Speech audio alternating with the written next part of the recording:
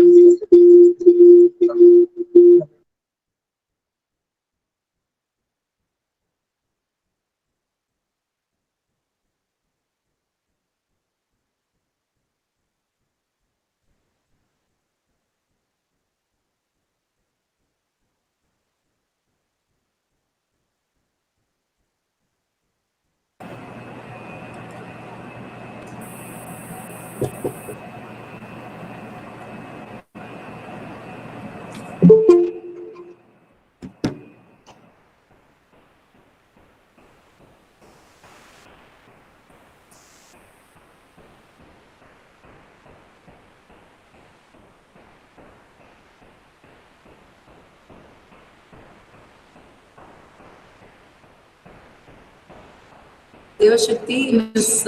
Snega.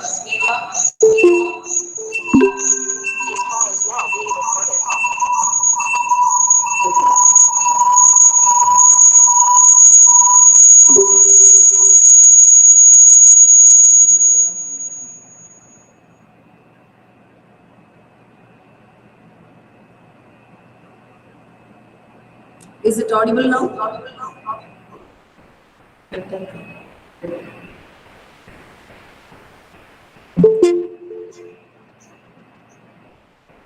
Resource person admitted.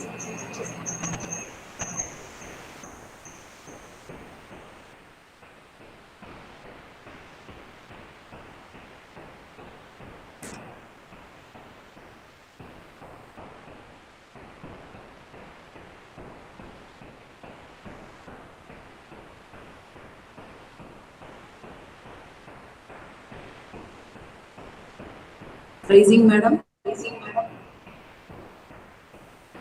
Yes, ma'am, I'm here, ma'am. Shall we proceed? Yes, please, ma'am. Thank you. Good afternoon, and thank you so much. Very good afternoon to one and all virtually joined for the day 4 of 10 days international social media online marketing program, digital media marketing. I wish to say a few words about the intention of this program. Earlier, we have initiated this hands-on digital marketing program to all the affiliated college students of Bharatiyar University, invariably within 4 districts of Tamil Nadu affiliated to Bharatiyar University. Due to COVID-19, it is still continuing, so that we explored all the 4 programs to the global. So in that sense, phase 1, some 11 countries they have participated. RUSA phase 2 digital media program, 7 countries they have been participated. And phase 3, 13 countries they have been participated. And phase 4, 9 countries participated. Now 11 to 12 countries they have participated. In the inaugural session also we have mentioned.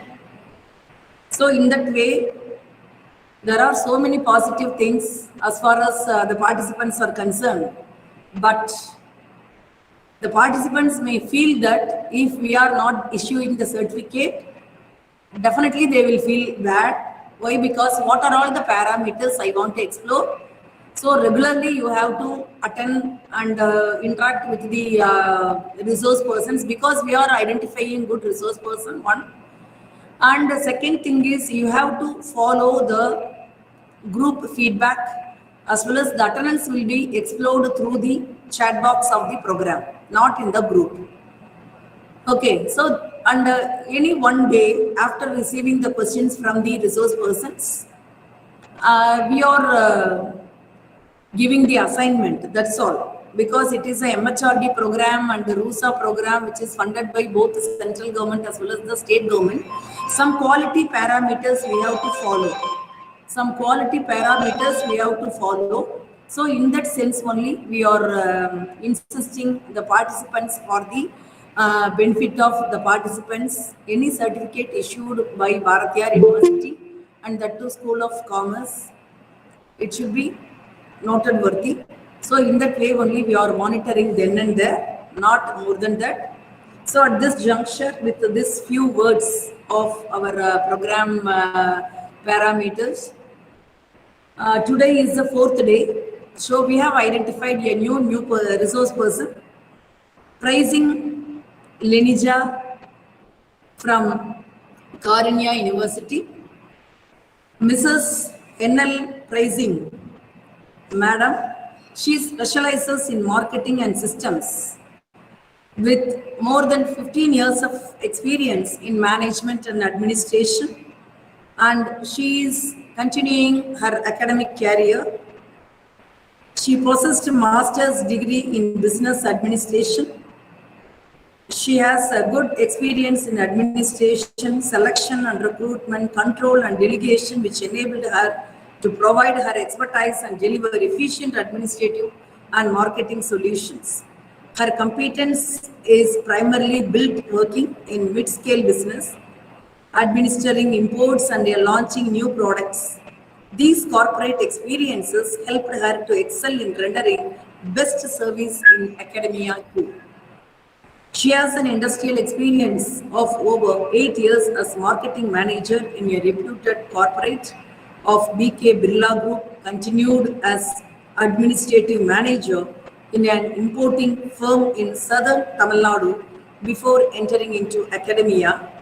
Mrs. Pricing is basically an economist specialized in marketing and systems in MBA from the American College affiliated to Madurai Kamaraj University, Madurai, and also pursued Masters in Christian Studies from Madras University. With a personal interest in counseling, she has pursued an advanced diploma in psychological counseling. Her passion is to work among the youth, cheering and initiating them to lead a Christ-centered, purpose-driven life. She is passionate to inspire young minds, instigating their inner talents, stir them up and give them hope about future. She has a strong fervor in digital marketing and is a Google certified digital marketer and hosts a lot of events through her digital marketing skill. On behalf of all the allied participants, for the information of the resource person, we have got response from 2,367 responses for this international program. Out of them, YouTube parallel live link is also there. So everybody is viewing live link and they are following the attendance as well as the feedback as well as the assignment link also. So I thank all the participants for your patient listening and interacting with the resource persons. I welcome you all for the day 4. And at this juncture, together with you, I am welcoming today's women pricing for this day 4 International Digital Marketing Program. Now over to pricing, ma'am. Thank you very much, ma'am. I'm indeed glad and privileged to be a part of this beautiful event, which has its own global reputation. And thank you for that beautiful introduction. And I hope there are many valuable, honorable professors, faculty members, students, and many others as a part of this program. I hope I will do the best of my level to take away some value out of this session. Probably at the end of the session, you can look back and feel good. Okay, that is my little simple expectation out of this program. So to begin with, probably let me try to understand a little more about you all. If there is any problem with my audio or if you are facing any kind of network interruption, let me know it so that I can rectify it to the best of without any hiccups. Let us move forward. So let us continue for today's session. Let me share the screen, but before that, I think ma'am has given me about a good introduction about me. Thank you for that. More than this, I could tell you that experience speaks a lot. Okay, so every single day, I think you're all very privileged. I could say, especially we could be to some extent thankful to this pandemic season where, especially as students and learned members, we were able to acquire a lot of knowledge. Kind of sharing of information from one source to another was kind of, it was open like anything in this. If you could just look back almost 7 to 8 months, just think how much you learned, how much your ears were open to the source of knowledge from all directions, anywhere, everywhere. They were for low cost. You have been open lot of resources, lot of programs, lot of insights, lot of trainings, lot of workshops. I don't know how many of us have benefited out of it. If we have taken little effort and given little attempt to learn something new, now we would have mastered it to that extent. And I appreciate all of you who have taken time to be a part of this program, because you prove that, you show it out that you are interested to acquire some new knowledge. Okay, we are learning every day, right? And today you have come here with a purpose, with a focus to gain little more understanding, little more knowledge to what you have already. Okay, so probably before not much taking much of my time, let me share the screen, and I would appreciate if you all could have an interactive time with me without any breakage or blocks in between. Feel free to share your questions or any kind of doubts you have as I present it, and you can stop me in between if you have any kind of doubts to get it clarified. So hope, can you all see the screen now? I just wanted to have a confirmation. Yeah. Yes, ma'am. Thank you. Thank you. So the agenda for the day is, this is what my topic. I think some of you would have seen the topic on your agenda. It's about all about art of pitching, and we are going to work on some concepts on digital marketing strategies and digital planning. Okay. So I think let me take little time to get to know a little more about you. Maybe the first 5 to 7 minutes I would spend on that, so that I can streamline my presentation according to that. My concern is, I know many of you are attending so many events, so many programs, so many training sessions. If I could repeat what all you have heard it already, it's not going to fetch you anything, right?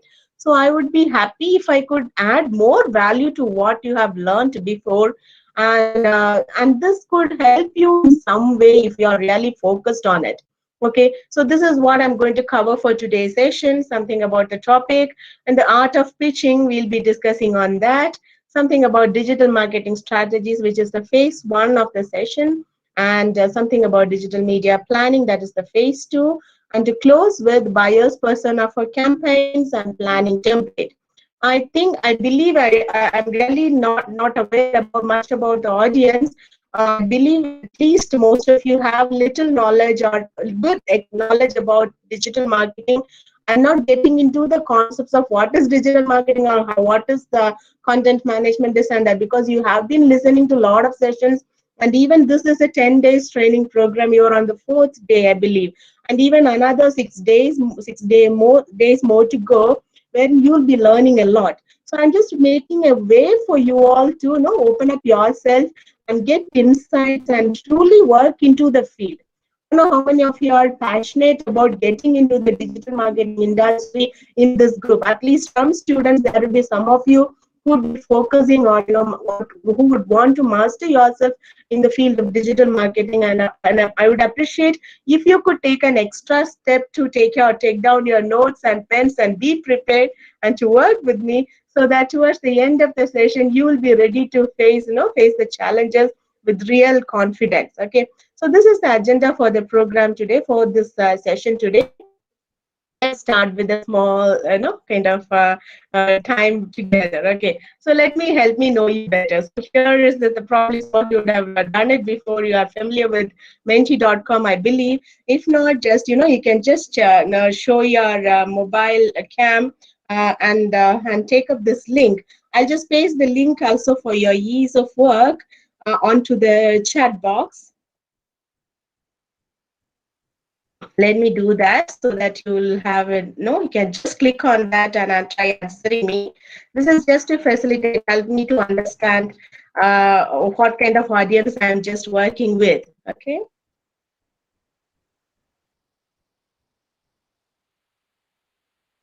Hope you all can see my screen.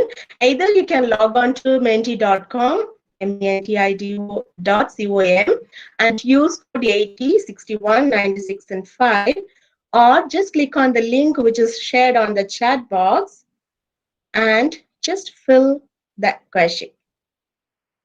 I've already asked the questions there. Let me see how it goes. Yeah, thank you. That's great. Beautiful. Wow, that's great. Appreciate your quick answers. You're all highly interactive, I could say.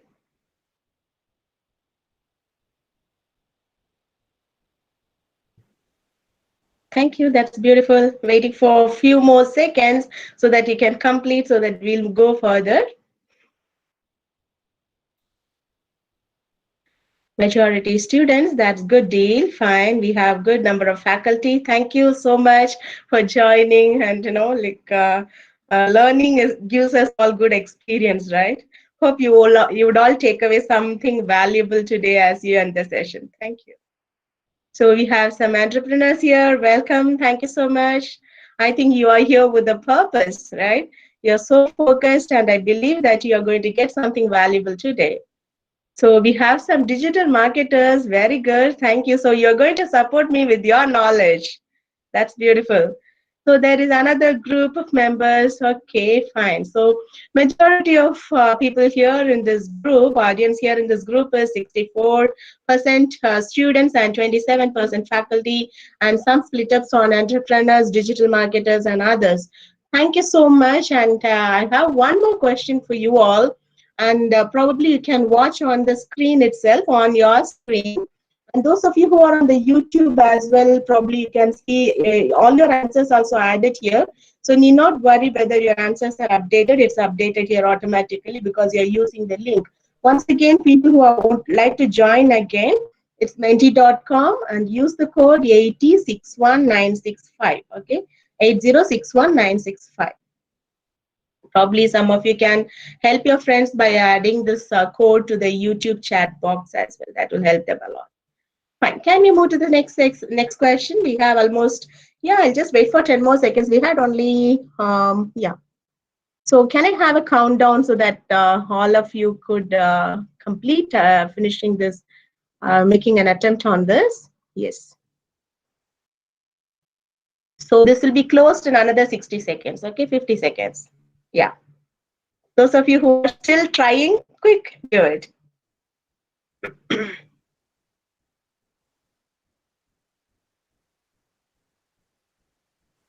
That's great. We have the numbers increasing. That's good. I know some of you, I have not shared the screen, but you can view on your screen, I believe. Okay, there is the others group is increasing. I don't know what kind of, maybe research scholars you mean. Research scholars, or if you could specify on the chat box, I would appreciate it. Okay, anyway, let me help out. Okay, good. Thank you, and the time is up. It's just 8, 9, few more seconds. Thank you. Still the numbers are increasing. Good. That's great. Yeah, done. So wait for the next question. Now you have another question, which is quite interesting, and I would appreciate if you take little time to put your efforts to feed in the answers. No more questions. Okay, this is the last question, a kind of question which I'm going to make you all do it. This is a kind of word cloud. Assume that you are a digital marketing professional. Okay, maybe you are a digital marketer, and many of you maybe just starting up with your digital marketing interest profession. So assume that you are a good professional in digital marketing field, and what all you know about this digital marketing concept, or digital marketing as a field, digital marketing as a profession, or digital marketing as a subject, what all you know I would appreciate if you could put that words into maybe 6 to 7 words and just enter the answer. Let me see how it goes. So you're all listening a lot, right? Like all of you are tech savvy. We are also adapted to technology. Anywhere we turn to, we can see we buy products online. We do online marketing. We do transact a lot through online. Beautiful. That's fantastic. We have very good answers. Keywords. That's great. Let me wait for the other answers. I'll share the screen now. That's beautiful.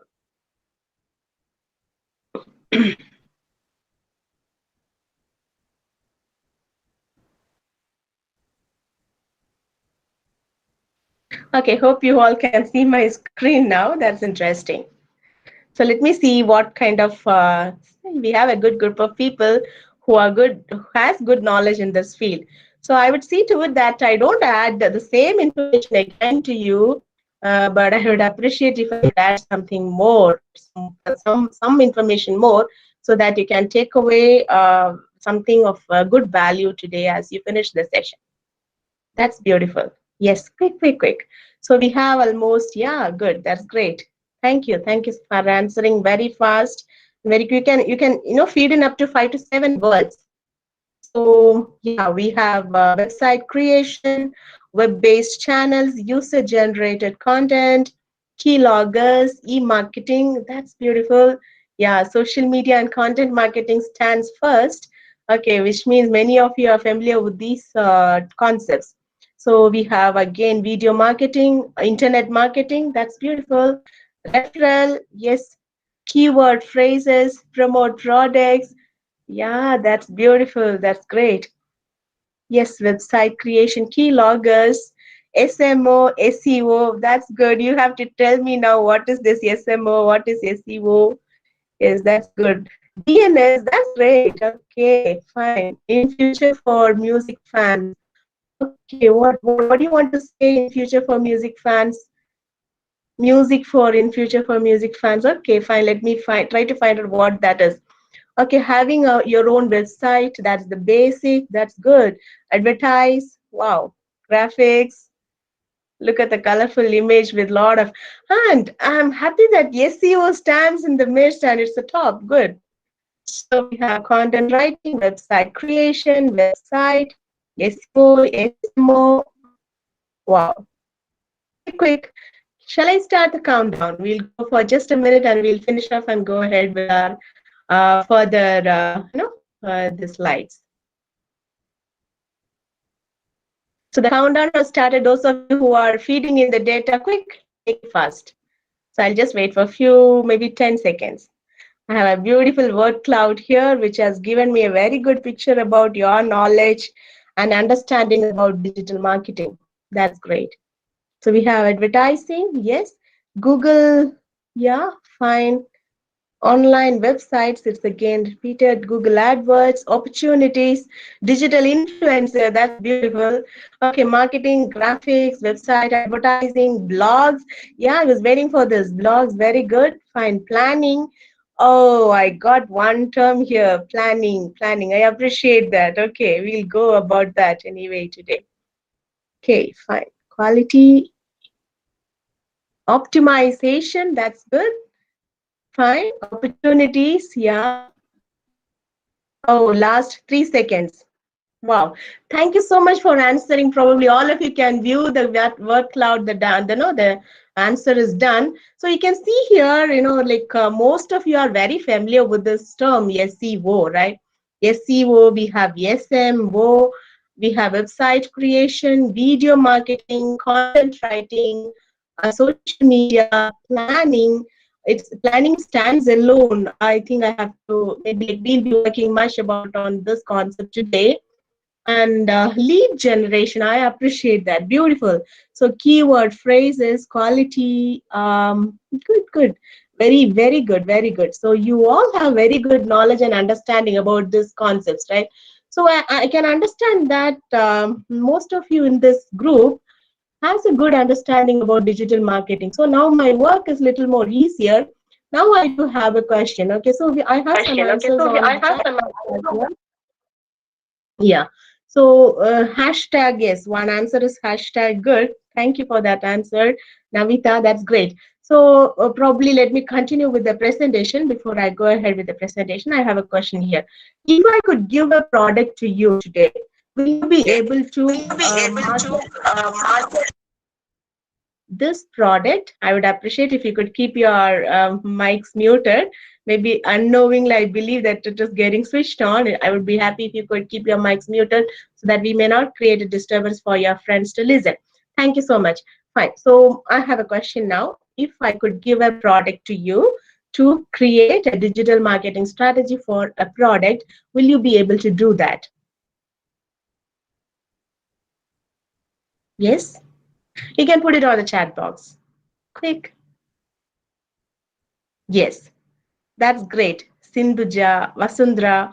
So can someone, okay, we have 3 yes, not yet. Yes. Okay, that's good. Niveta, many yes. I'm happy. Yes. So, you're going to help me, like, you're going to just be a part of this presentation. Okay. So, how are you going to do that? We have so many people who have come out with the, yeah, Newton has said, fair answer. Good, Newton. We can try. Maybe. Okay, fine. Okay. Anyway, I'm having very good number of people with confident answers, which says yes. So can you tell me how would we develop, how to go ahead with developing a strategy for a product, digital marketing strategy for a product? I would appreciate if you could. Yeah, social media. Priscilla Thomas says social media, buy ads, fine. Maybe if you are not able to speak it out, if you're not confident to say it out, you can even leave it on the chat box so that I can take the pics from that. Okay. So video creation, it's all part of digital marketing, right? Know the complete knowledge about the product. That's good, Newton. Good start. Knowing about the product is so much essential for to develop a strategy. Yes, very good. Social media would be a good option. Social media is one part of digital marketing, right? Yes, you will know that better. That's good. Going for social media is a good option. We need to analyze which field and everything. When you say analyze which field means, are you talking about the product or are you talking about the strategy? Yes. Through publicity, yeah, good answers. Know the target audience. Exactly, beautiful answer, Prashant. I'll take that up. Okay, we'll be working on that further. Target, that's good. So learning current trends and presenting accordingly. Very good try. Okay, current trends is what? Okay, how to know? Yes, fine. So closely connected. Yes, social media optimization. So what is the social media optimization? I can see many of you are sticking on. Probably most of you would have attended a session on social media optimization very recently, which is a kind of, today it's a buzzword. I could say it's coming up very well. We have to work on that, concentrate on that. Okay, video call marketing, customization according to the customer needs. Beautiful, beautiful. So I think I have a good audience here who are highly competent and I'm going to add value to them today. That makes me really, excited and happy to share the presentations further. So let me not make you much bored enough, but let's try to work on what we are going to do now. Okay, so we had some sessions now. Hope you all can see my screen. Yeah. So some of you said content marketing or social media, search engine, SMOs, and so on, right? So this is, I think you all have a very clear and beautiful understanding about what digital marketing is and some areas of digital marketing, right? So actually, digital marketing is a big world. We cannot learn that, or we cannot try to understand it just by spending few hours or spending few days. I would tell you the simple trick or a simple secret of success of digital marketing is start doing it. Only then you will learn. It's rather than how many presentations or how many hours we watch or we listen and we interact. Unless you start doing it, you will not explore. Okay, that's my own experience. I'm telling you. So how the more you try to dig deep, you will learn a lot. It's like a big world. Because for example, I as a digital marketer, if I'm sharing some experiences to you, and when you take that, probably if you could listen to someone, they may have some other different experiences expressed out of them. This is because it's, as I told you, it's a big ocean. Okay, so what we are learning is small things, but what you have to do is you have to start applying that and start exploring from today, so that you will dig deep and understand more. So we are going to start with one important concept of pitching versus positioning. So what does this term pitching mean? Like you would have um, probably most of you who have done this subject on marketing or have some knowledge about or good knowledge about marketing, you will be very clear about what pitching is. Or I think most of the students are good in crickets, I believe. Recently we had IPL season, most of you would have enjoyed that, right? So we would have come across this term pitching often, right? So what does this word pitching mean? So can I have some responses on the chat box? What does this word pitching mean? Okay, so we can elevating or increasing height. Good answer. Thank you. That's good. Um, yeah, fine. So throw, pitching is throwing. Okay, fine. How do you pitch a product in the market, or how do you maybe like if you have a product, see you have come out with your own product, a very creative and new product, which is going to fetch or make be a very useful one for the people. Okay, so how will you make your product, how will you pitch your product into the market? Okay, promotion by advertising. That's good answers. Beautiful. Fine, fine. So let me go back again and take you through the steps. Okay. So pitching is, I think, as you all said, there is a methodology of pitching, right? So if you are correctly position your product into the market, or if you could say even there is a kind of differences in pitching and positioning. Positioning your product is again as a marketing term. I'm not going to get into the detailed understanding about positioning, but I'll make you understand what is this pitching versus positioning mean. Pitching is correctly aiming, as you all say, it's like throwing, elevating, making it to the right height, so that it will go and reach the right place, right? That is the reason, or that is the meaning behind pitching, right?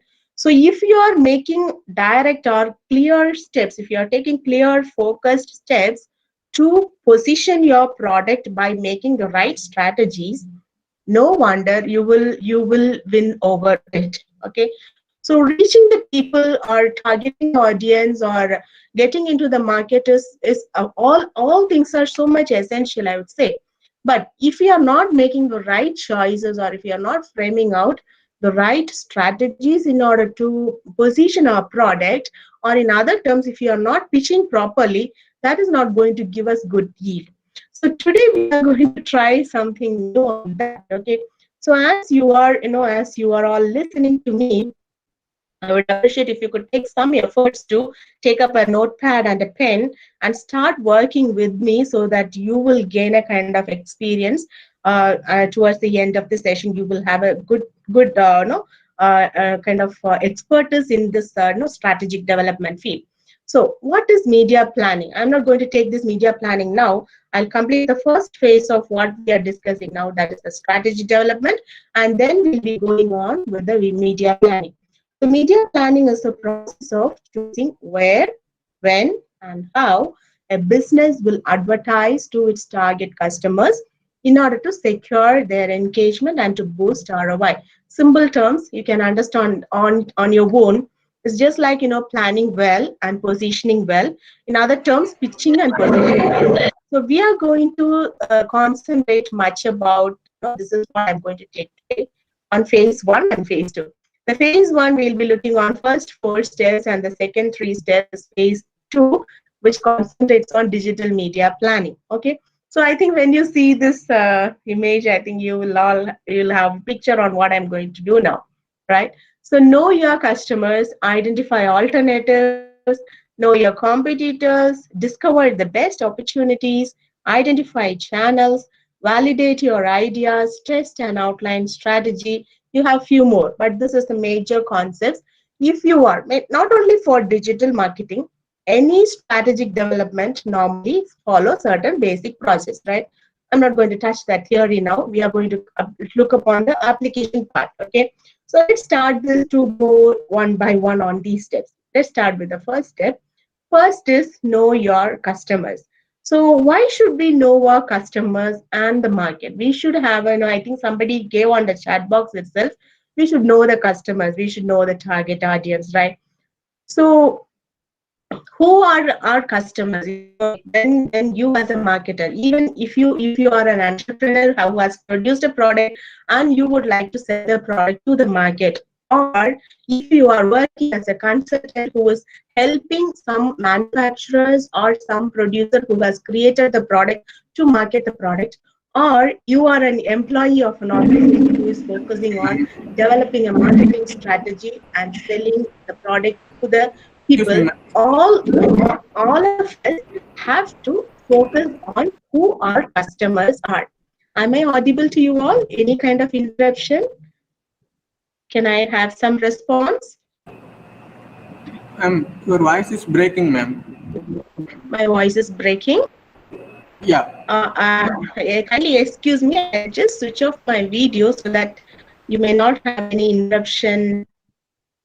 Can you tell me now? Is it clear? Is it working now? Is it audible? Yes, ma'am. Yeah. Yes. Thank you. Thank you so much. Stop me anywhere if you're finding any difficulty. So network is a major issue that we're challenge we are facing now, right?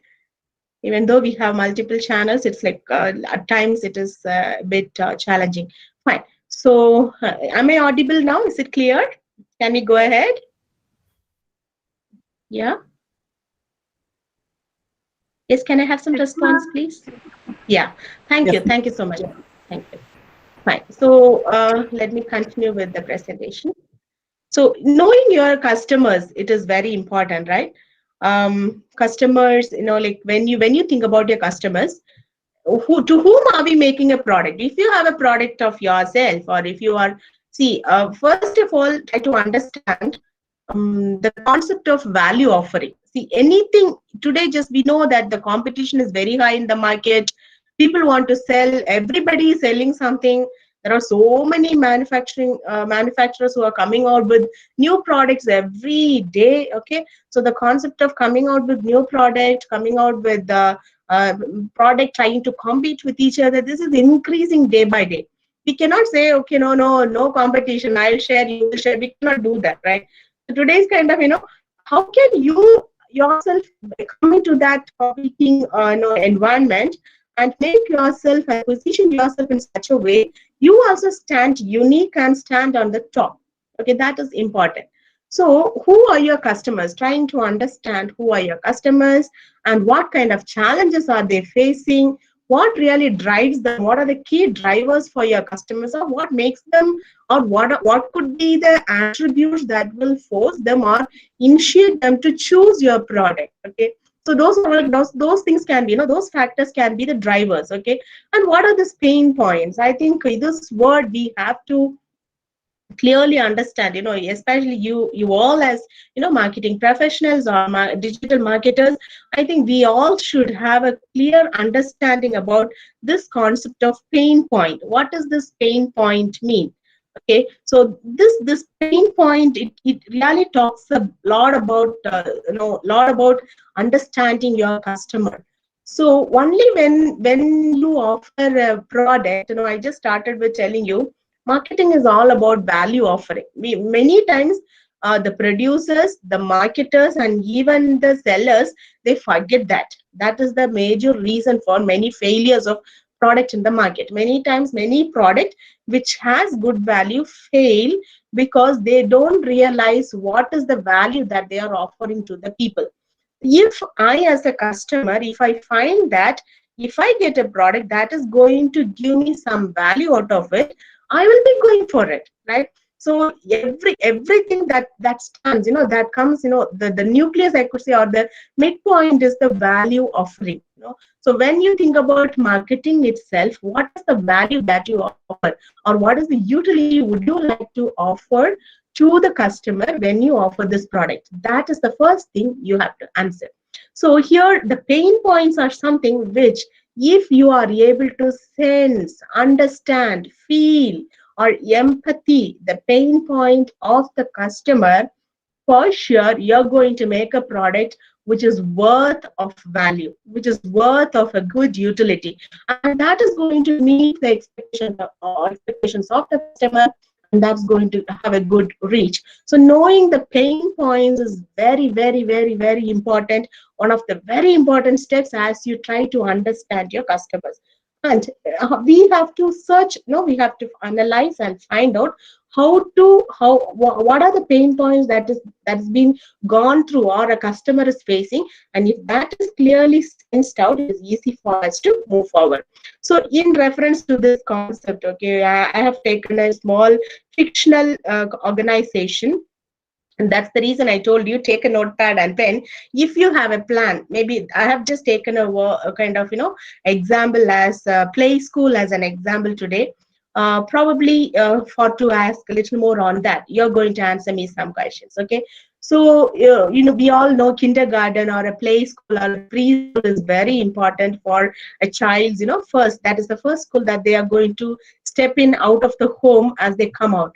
And can you tell me what are the challenges normally a parent, parents who are the problems faced by parents who have toddlers or kids between 3 to 6 or 7 age? Can someone tell me, or you just can leave on the chat box, what are the problems that is normally faced by parents who has babies of age between 5 to 7? Can I have some answers, please? Yeah. Safety of the kids, that's good, very good. What else? Only safety of the kids they mean? Think about our Indian family, okay? So health, okay. Transport, yeah. Education and skill, good. Challenges faced by parents. I would appreciate some of the parents who have small kids, or already maybe even grown-up parents, faculty who are here can come out with some answers, yeah, so that I can take up some good points from that. Okay, make them to sit in class. Okay, online class, time, security. Okay, good number of answers are there. Okay, let me now just go ahead with this fictional story itself. Okay, so this is a assumed presentation. I mean, example for which I'm going to make you all understand this concept of strategy development. Hope you all can see my screen now. And you all, yes? Yeah. So to make you all better understand this, this is the fictional company which I have chosen as Kids World Play School. I've given the name for this organization as Kids World. See, if you are focused on, I would appreciate as I'm teaching you itself, as I'm teaching, sharing the strategic development itself. If you are focused on developing a product, there are some entrepreneurs in this group, right? I know you are focused. Already you have some products with you. And already there might be some of you who has a plan that I should create a business like this. I should do business like this. This is my dream. So you would have had some kind of plans and dreams on your mind to develop a product, right?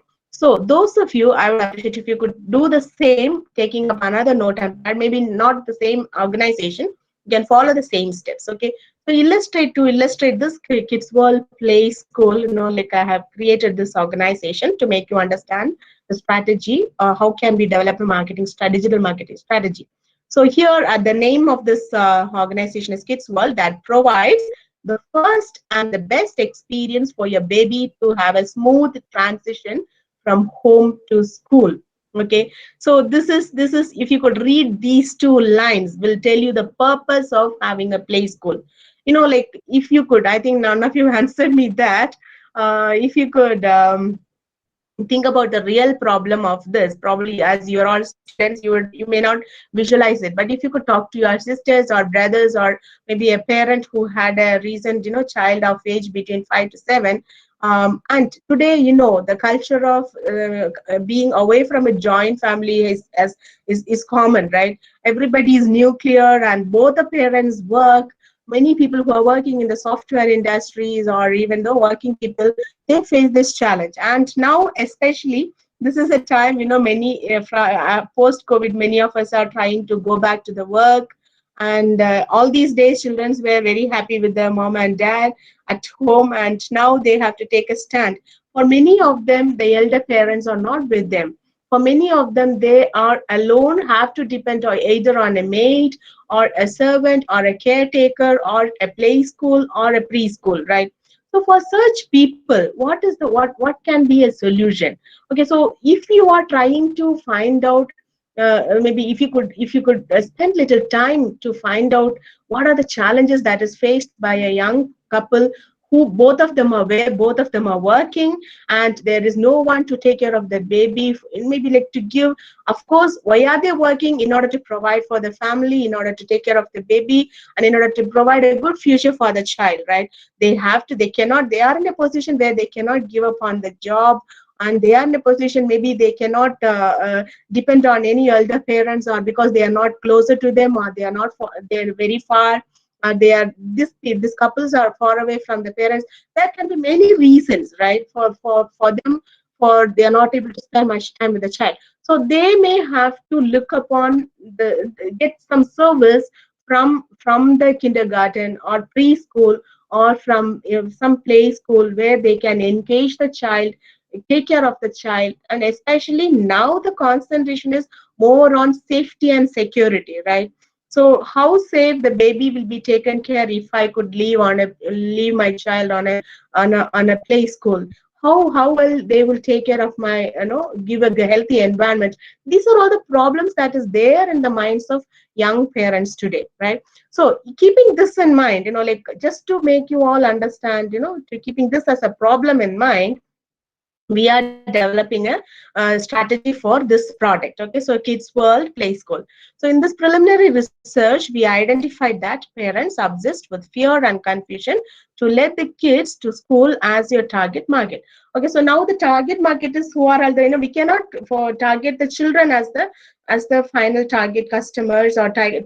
They are the consumers, end users, but whom should we target? Their parents. So if we want to target the parents, we have to know more about them. And how are we going to do that? If we want to know more about these parents, what should we do? There are three important questions which you have to answer. Okay. First, discover what specific problem do they have. And second, uncover what drives them irrational about the problem. Okay, I think most of this I have already told you as a story as of now. Third is learn how they search for information about the problem. Now apply this concept, apply this question on the on this fictional organization which is created. So if in case if you think about this Kids World, we should ask what kind of fear parents do have. Okay, what makes them to look for a service as a preschool or a play school or a kindergarten or a care school, whatever it is. Okay, so what makes them to go in search for a service for service as such?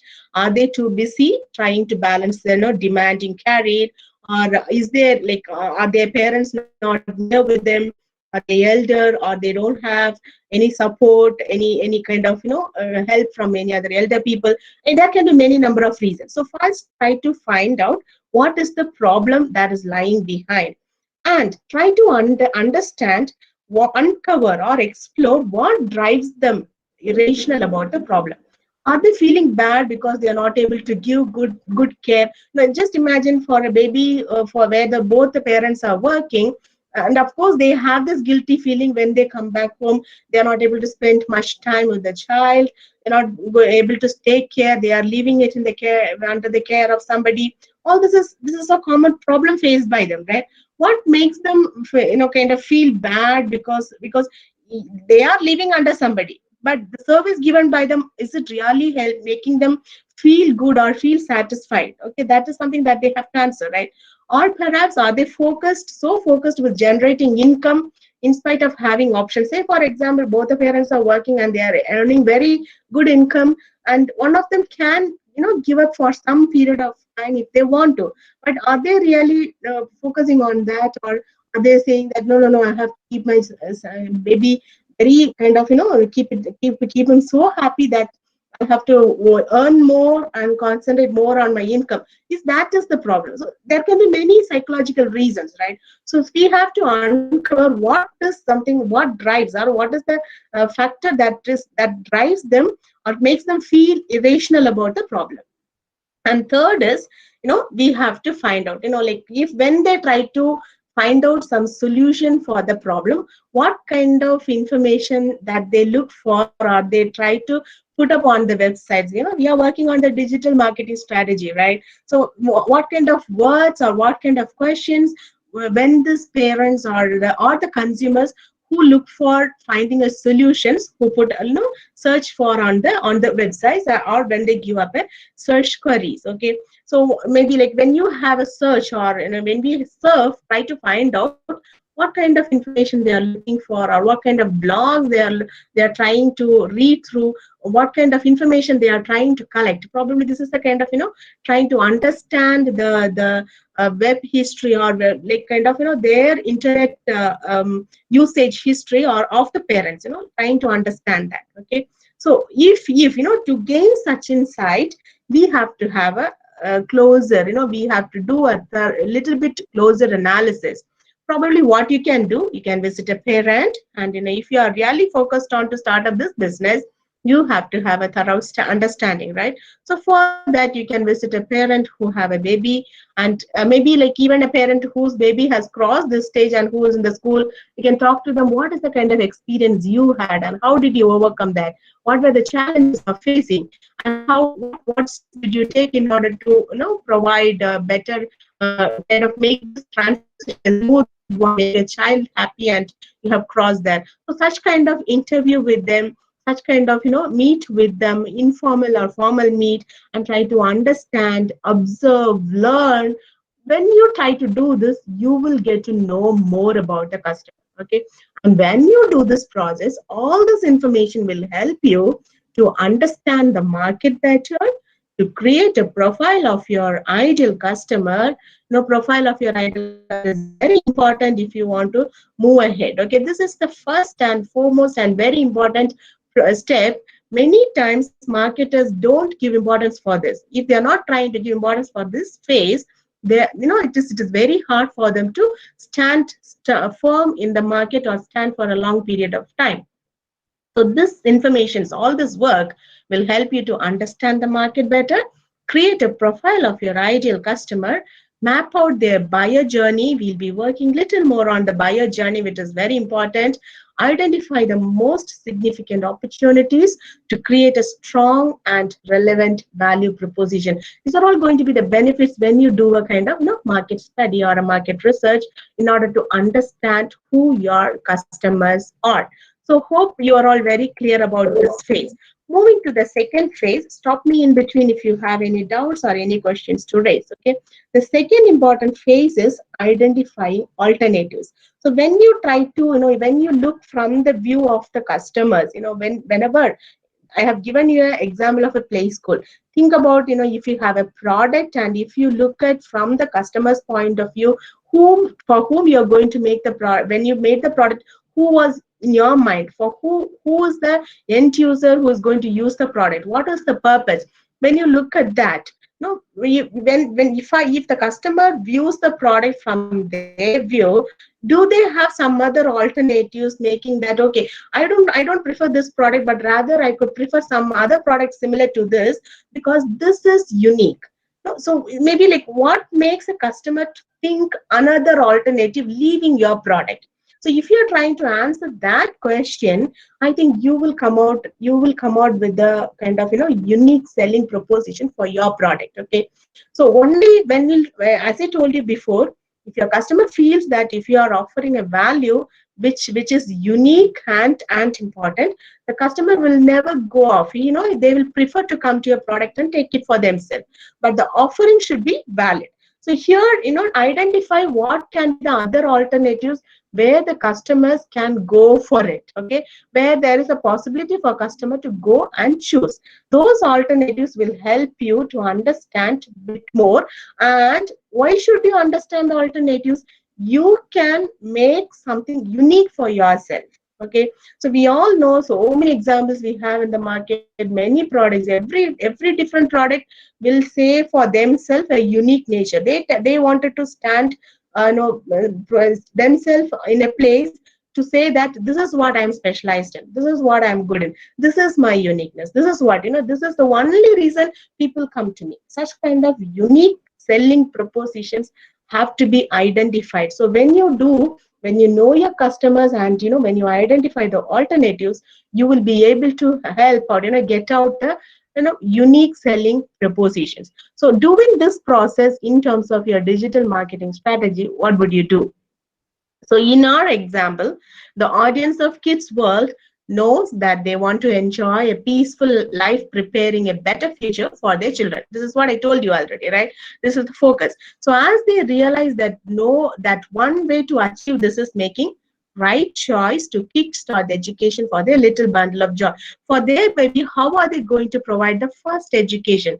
So they are looking for a service where they can leave the child and be peaceful.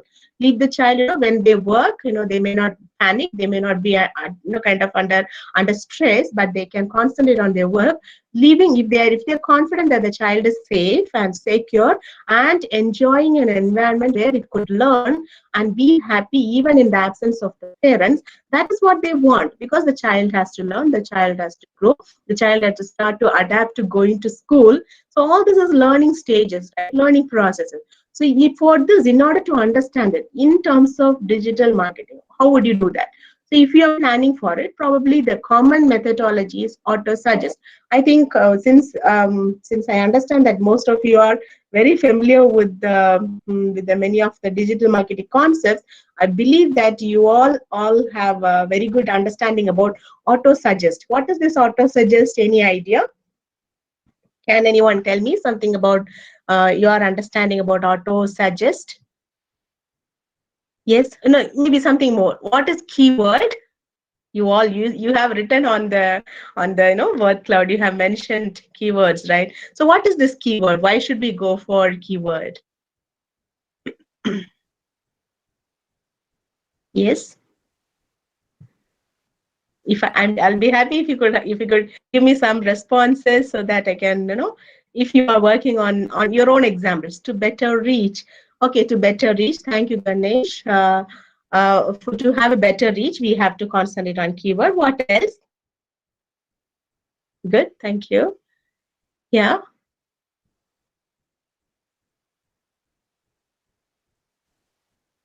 Yes. Few more responses. Search engine for what? Okay, to facilitate search engine optimization, you mean, Miss Vasundhara? I don't know, what does that you mean? Okay, fine. Search engine in order to providing to fulfill the need. Okay, to give clarity to the customers. Okay, to understand easily, to get more in short time. The purpose of keywords. Okay, so kind of different types of understanding. Okay, to satisfy keywords to satisfy customers, to understand what they already in need. My question was, what is keywords? What is the importance of keywords, or why should we have a keyword?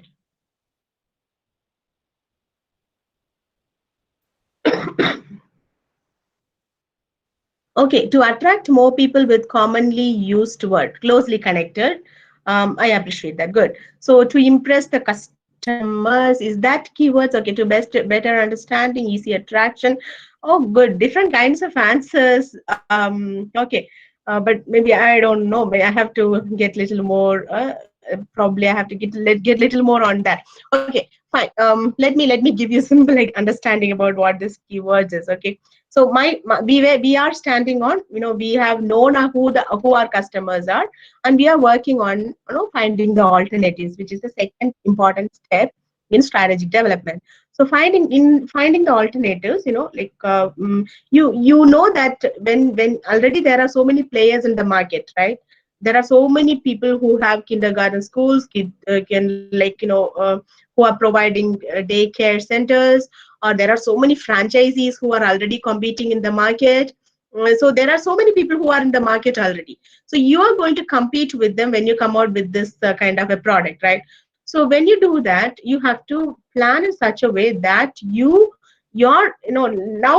let me tell you very simply, if a parent, if they search for a play school now, how will they search at present? Can you just say that? If you could just think about a parent who is facing a challenge, go to the practical situation. This COVID situation, post COVID, we are all trying go back to the normal, right? So at this juncture, so if a parent is having a baby of between 3 to 7 years old, and they wanted to leave the child and go to work, so how will they search in a search engine? They wanted to find they are staying somewhere in Bangalore or Chennai or Coimbatore, and they wanted to find a good daycare center, and they wanted to let the child in. So how will they search? What can be the words that they could search in Google? Very good. Newton has come out with a good point. Very good. Hygiene. Yeah, Sharon, good facility and security. Sorry, I'm calling my name. I don't know whether any faculty is answering, but appreciate it. Thank you for your answers. That's good. Prashant has come out with, okay, about good play school based on customer review. Very good, Prashant. I appreciate that. See, we look for customer review because there are many reviews. Okay, we today the concept of looking on the customer's review and choosing the product is there. That's good. Okay, now you are coming to the point, safety and hygienic. Today's I could say the prime point today is safety, right? Today parents will search for a play school where they can leave the child and keep them safe, where they can keep the child. Today we have to follow social distancing. There should be hygienic conditions. Kids cannot be allowed to be together and play, so they have to be given some kind of individual care. So in such cases, they kind of limit your children. Very good, exactly. So there should be some kind of conditions where you have to have a play school near me. That's excellent. Yeah, so the location matters a lot, and especially today's concept stands for safety and security, right? So my child should be safe. My child should not be open to an unhygienic environment. That would be the concentration, right? So when they look for the keywords, so if you are planning to launch up your school at this stage, at this juncture, where, yeah, fine, we have a technology where I can see visually, beautiful, excellent, that is perfect. So you will look for a school where they give individual protection, where the environment is very hygienic and safe, where they can trust, where they can follow them up and watch their children whenever they want. So these kind of factors are something which stands aside. So probably you can use a keyword planner, right? I'm not going to teach you how to use a keyword planner, but probably you can try to understand what kind of keywords a customer tries to searches for or looks for their product, for to search for to get serviced.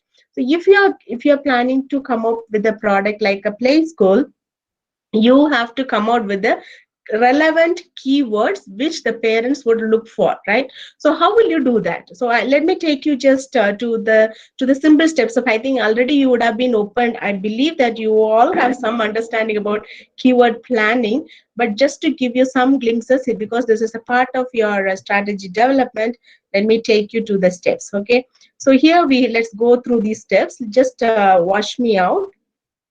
Hope you can see my screen.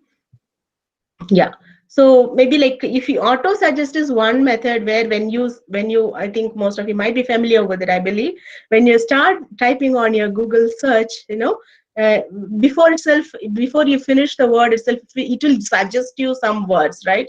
So which means that those are all the words which is normally sorted out by people, or which is searched by people in relevance to these words, so that you can try to find out what is the normally used or most prevalently used keywords by many people. That you can do that. Yes, you can go for some professional approach, that is using Google's keyword planner or keyword magic tool. It's quite interesting to get into these kind of tools. If you could, I think most of you might be familiar with it, but if you are if you are able to get into these kind of tools to understand more, this will help you to have a better, insights about planning your own strategy, working towards it, and developing it to enter into the market. Okay, so let me open with just a minute. Yeah, so keyword planning is one major concept where you have to pick the right keywords so that you will not be missed out. And when you have right keyword planning done, and that also initiates or helps you to facilitate or step up forward for your search engine optimization. Okay, so that is very, very, very important. So when you plan for a new campaign, you have to look for the keywords, maybe like as we were looking for. Let's go ahead with the one simple word. Let me give you an example. Okay.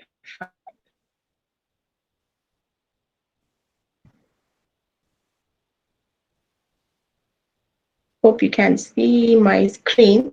Let me go with the other one as well, so that I may not waste the time much.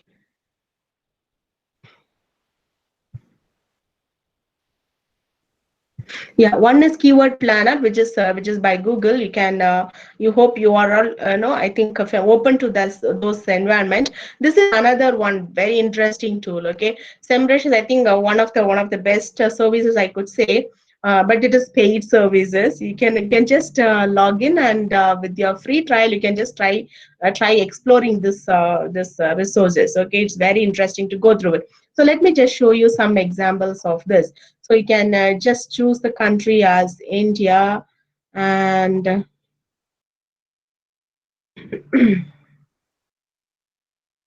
so you can just let me go ahead with a safe play school or safe kindergarten. Hope you all can see my screen. So we don't have much information on this, right? Currency, okay, all questions, volume, broad match, phrase match, exact match. Okay, so here we have all keywords in relevant to this. Okay, let me go with the simple safe kindergarten. We don't have play school. Let me go with that. Okay, so you see this will give you a list of words which will have some relevance to it. Okay, so as you know, just imagine on the chat box which you were giving me. You want a school which is very closer to you. You want safety. You want security. The traffic should be easy for you to pick the baby to and fro. And you want to monitor all these things are there, right? So in relevance to this, maybe like if you could go for a broad match, you can explore these options. Okay, I'm not going to teach you keyword analysis here, but let me tell you how you can go ahead with the keyword planning using these kind of tools. So look at this, you have a lot of options here which tells you, do you want to be a question mode or a phrase, exact, broad match, or if you see, when you refine these informations again and again, this will help you to come out, pick the keyword which will really work for you well. Why should we do that? How am I going to connect to the customer who's really in need of my product? Okay, we are trying to understand the customer, the market, and so on, right? So if I'm able to pick out who is the customer who's really in need of my product, my work is done. If you could think about traditional marketing, they do give an advertisement, right? So when the advertisement is given as a mass, they either in a TV channel or in a newspaper, we don't know. You all know that we don't know how many people have viewed it, how many people have got benefited out of it, how many people have seen the advertisement and got the information message. But that is the major that was the major challenge. But now in digital marketing, this is your major advantage here. Yeah, what you know is every single penny that you invest in order to get your work done, that can be monitored, that can be followed up, that can be measured. We know who's the customer who has, how every single penny that you put, how much you have got, the returns. We can measure that, and who can be followed up, who can be avoided, who can be your right customer. All these, can be understood, can be really analyzed and sensed. That is the benefit of getting into the digital field now. So, and the investment part, those days, if you want to go in traditionally, if you could do an advertisement on TV, you have to invest lakhs of rupees, and that 10 seconds or 20 seconds, if it is done, you cannot get it back, right? So in now the digital media, you need not invest that much. You can start little by little. Even if you are an entrepreneur who is with very little investment, you can go ahead by investing little by little and trying to test and understand, and then you can plan well ahead about your planning for your promotional events. So when you work on the digital, like when you work on the keyword planning, this is how you have to do. Go and try to find out what is the volume, what is the CPC. I'm not going to teach all you this. Maybe some another section we can look upon that. Else you will have somebody who will be doing on this, keyword planning, and this is one tool which will help you to understand this keyword to a greater extent. Let me come back to the same slides. So this is one way wherein you can try to understand your, the customers, try to understand the alternate, knowing the customers, try to identify the alternatives by keyword planning. So if you are able to get the right keyword in order to focus on the customers, any customers who is looking upon, for this you have to know your competitors as well, right? So when you know the competitors, which is the best one that is working for them, when you try to have an analysis of both, you will get a better understanding about that. Moving to the next important phase is know your competitors, which I just spelled it now, right? So it's not only that you have to know the customers, know the environment, know their expectation, understand them, and know their alternatives, as well as you have to know who are your competitors. And it is because you are going to fight with them, right? It's not a kind of just a kind of fight openly, but you're going to compete with them, and the unique selling proposition will make you stand aside, right? So everybody is trying to compete in this business world, right? So if you want to compete or battle against your competitor, you have to have a better understanding about themselves, and that will give you some kind of eye opening for you. Use their experience to identify best paths to the market. Why should you know your competitors? One is to know how well they perform. It's not only to understand them, but to understand how well you can do better than them. Okay, so that you can set a plan and a path for yourself to go ahead. So use their experience to identify a better path for you, not making the same mistakes that they are gonna make or they have made. Okay, identify opportunities they may have missed or no longer invested. So like there are so many opportunities which is lies ahead, which is not used, or where some information would have in some areas they would have failed. So how can you rectify that and take it up so that you can get a position in that place? So knowing your competitor is very important. So how would you do that in our case? Maybe as we go through the example of Kids World, do a thorough research on their online visibility. So how will you do that? Okay, are you familiar with this website traffic? Have you heard of this term website traffic? Yeah, yes, no? Can I have some responses? Yes, people. By looking to ratings. Good. Fine. Fine. By looking to ratings. Okay, fine. So what is this traffic? What is this traffic mean? Website traffic mean? When you go through this website, when you have a understanding on this website traffic, what do you understand?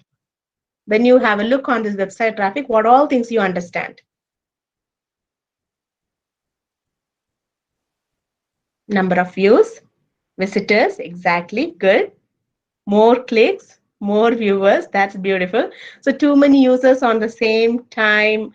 Okay, that is live, real-time presentation you are talking about. So now focus on the competitors. Let's try to understand who are our competitors and how they perform. It's not only for all these answers. Of course, you know how many people have visited your website, how many people are viewing now, how much time do they spend on the website, how many users are there.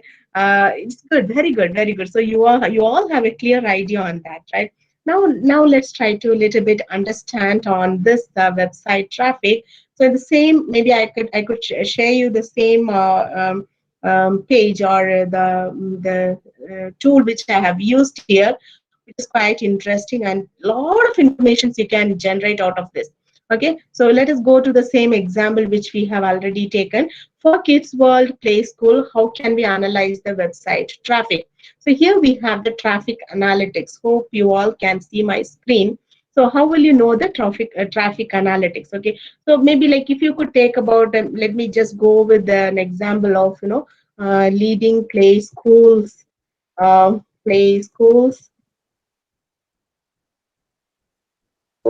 Coimbatore. Okay, or say I'll put it in Mumbai because we have Mumbai based. Okay, so you can choose any one. Okay, top schools in Mumbai we have. Okay, best preschools. Okay, Kids and Crayons. So we should go for website. Okay, let me go for the website and take this information. So we have kidsandcrayons.com. And we see. Fine. Let me go back to this. Hope you all can follow me what I'm doing now. So this is one competitor. You're going to launch your product, right? You're going to have a play school for yourself. And when you launch this, you should know how your competitors are working, right? So now let's try to understand. You're going to know they have their franchises in many part of South India. And so let's try to understand. Okay, so we have here compare. We see you can add up to 3. Just a minute. Do a sample report. I'm not getting it. Yes, it's a paid service actually. That's the reason we are not able to get it. But look at the way how it has been analyzed here. Okay, so you can add in a paid version of the same tool. There are certain free tools, but this is the one which is very best and gives you lots of information about how to go ahead and plan for your strategy. So look at this here. They have a sample copy. Maybe like you can apply the same thing, and even you can use it for trial days. I don't have the trial time, it's all over.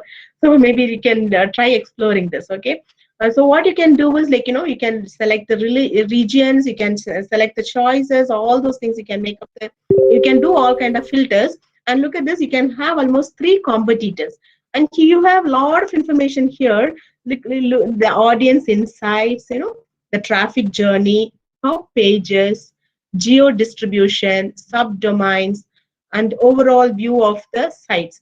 So when you look at this itself, this will give a clear picture as to just it is a kind of comparative, statements. Okay, so we have 3 players here. So if you are having competitor 1, competitor 2, and competitor 3, you can put up them and you can try to have a comparative understanding about them.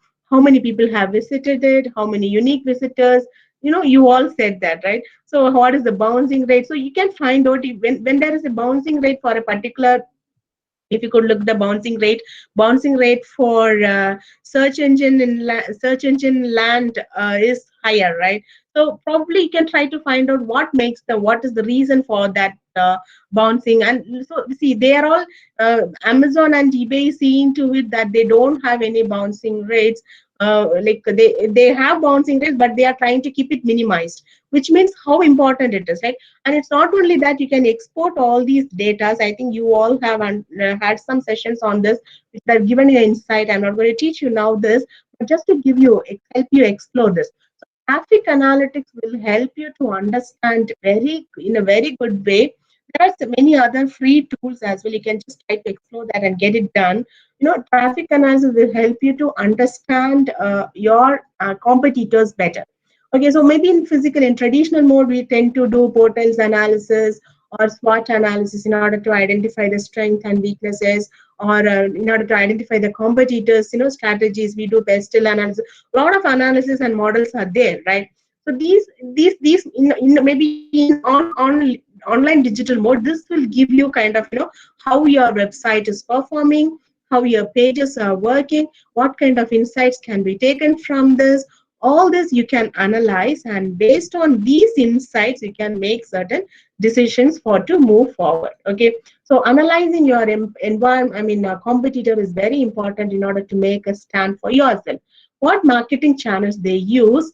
And when you analyze your website, competitors, you can understand what kind of channels. We'll be working on little bit on the channels, channels like, are you going for social media? Are you going for paid PPC, or a search engine marketing, or SEO? These are all different channels you can go adapt. Or are you going for maybe like a organic mode of getting the leads, or anything, any channels you can use it, and you have to identify what are the channels that they are using in order to generate their leads or acquire new customers. Okay, and who else do they battle against among others? Who are their competitors? That can be sensed, understood by this, having an analysis on website traffic, and what search queries drive the most traffic. This is again connected to your keywords. Okay, so what kind of queries? And this is again, if your competitor is performing well, that shows they have made the right choice of keywords, and some point they will be faltering. So you have to find out which is that lacking point, and you have to make that as is your unique selling proposition, so that you can also benchmark yourself and stand unique amidst competing with them. Okay, so this is all these are the three steps. Okay, if you could recollect all the three steps, the first one is trying to know the customer and identify the alternatives and know the competitors. And the next important phase, probably I just make this little quite fast, and we'll be continuing with this phase in the next, maybe after leaving you all a short break. Okay, so the fourth phase is very, very, very, very important, and I think most of you would have already listened, or at least have little knowledge on this. Discovering the best opportunities. Okay, so you know who are your target audience now, who are you going to be your customers, your competitors, the pain points, the best alternatives. Now you are very clear about your market and what you're going to do, what is the need, and so on. Now, how are you going to identify? Now you have so many alternatives among you, and how are you going to identify the best alternatives? How will you best opportunities? Identifying the best opportunities, for this you have to understand your customer's journey. Okay, this is where we have to talk about AIDA. I think most of you might be very familiar, and it is very, very quite interesting and exciting to work on this AIDA concept. Traditionally, for even for advertising and promotions and trying to understand the customer journey, we work on that. But for digital mode, how do you work on this concept of AIDA? Attention, interest, desire, and action, right? So this was given by, I think I'm not going to go on the theoretical one, but on the application part of digital media, let me try to stick further. So this is the traditional marketing funnel, where if you are working on the digital mode, this is how it is. You have targeted leads, which has to be qualified. In other terms, the prospect generation of leads, prospects, suspects, and it goes on. The step by step, it goes on. It passes through the funnels. Okay, so here one thing that you have to understand is, it takes you through these phases. This is the very basic model. If you are not that familiar with it, probably in the coming days, hopefully you will learn. This is quite interesting. Maybe before I go into further about this, let me make you one difference. I'll tell you there are thousands and thousands of digital marketers outside the market. Okay, who are in the field, who are doing so many digital marketing. They are creating campaigns, they are making designing, they are doing search engine optimization, and they are working on blogging. All these things are happening. Okay, probably all these players are there, but how different are you going to be a digital marketer who is unique is by understanding the fundamental or the foundational concepts. As you as a marketing professional, or when you want to be a professional in the field of digital marketing, know the foundational concepts thoroughly. And how do you link this foundational concepts with the existing one and clubbing together? There lies your success. That is the secret. That will be the secret of your success. Okay, so it is very essential. Try to understand the basic concepts and then apply those concepts to the existing one, trending one. That will give you a kind of outgrowing, or it's like blasting effects will be there when you club these two together. Okay, the traditional foundational concepts with the trending ones. That will be the people who are there are so many digital marketers and players outside, but people who have professional experience of understanding the concept and doing and making, because every decision you make in relevance to this will have its own impact. You as a consultant, or you as a digital marketer, or you as an entrepreneur, or you as an employee, or you as a researcher, if you are thorough with the foundational concept and when you club it together with the futuristic models, that will give you better and very efficient results. Okay, so I try to understand this, like in AIDA model we know that it affects three areas, right? One is cognitive, affective, and behavioral. So at what levels, how should you touch your customers? That is very important, and that too in digital mode. How do you do that? That is very important, right? So how, I'm not going to again teach this concept, but just to make you understand the switch over from the traditional IDA to the IDAR, it's like in digital mode, we have to create awareness, the interest and desire part is clubbed, in the it has to be, generated to engaging with the customer, nurturing them, posting or prompting them to take some action, and retaining them. That is very, very, very important. So retention again, and let me tell you, this doesn't stop here. It doesn't stop at this level. It takes you to the next level of this. I'll just stop with this slide and I'll give you a break, but try to understand this well. Converting the funnel to cycle. This is what is happening now. So if our business is not going to be a stagnated business, right? We have to do this concept of task of trying to get the customers, tapping them, nurturing them, following them, engaging with the customer, and engaging with the prospective leads, prospective customers, and making them as a customer, again retaining them, and again taking them as a cycle. This is a cycle, and this has to go on. It has to go on and on and on, and we have to keep on doing this if you want to be a successful business in the market. Okay, so just underline this term, make it very firm on your mind that business is dynamic and continuous, which means that is the reason we tend to learn this as a cycle. Okay, so I'm sorry that I'm not able to spend much time on explaining all these areas. Let me not go into that because I have to cover up the strategy part. But to make you all understand, my assumption is all of you have idea on this IDA model and you are very clear with that. That's what I believe. And trusting that you all are very clear with that, I'm just switching on this. Just have this. We'll be continuing with this concept of the cycle: awareness, interest, desire, action, and retention.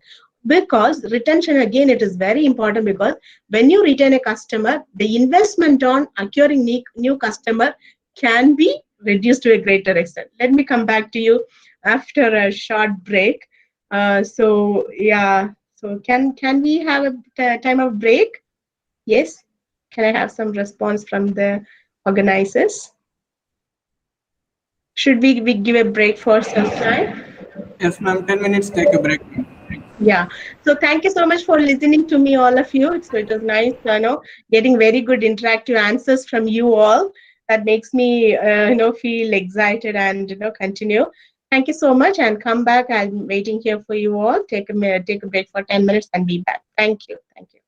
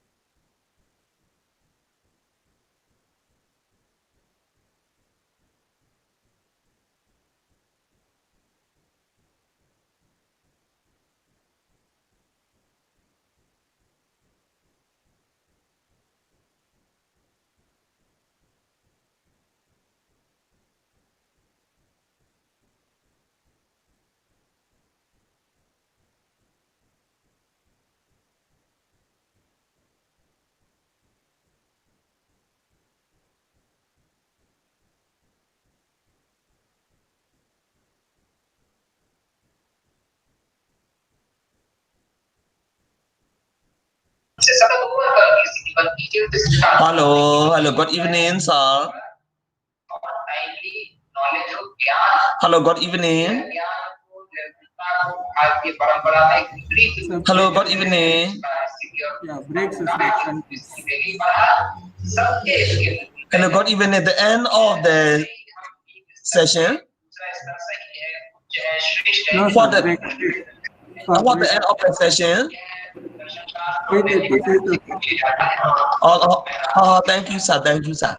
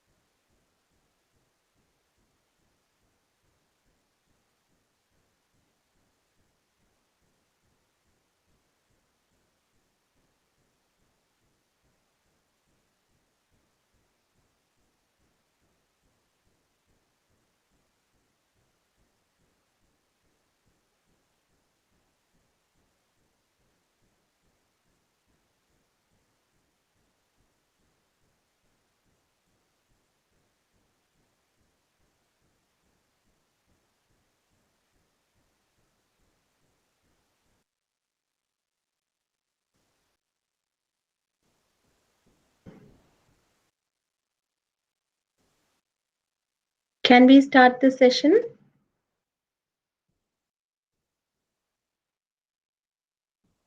Yeah.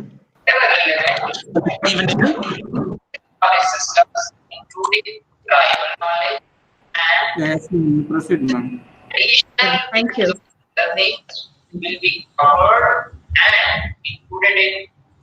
I may request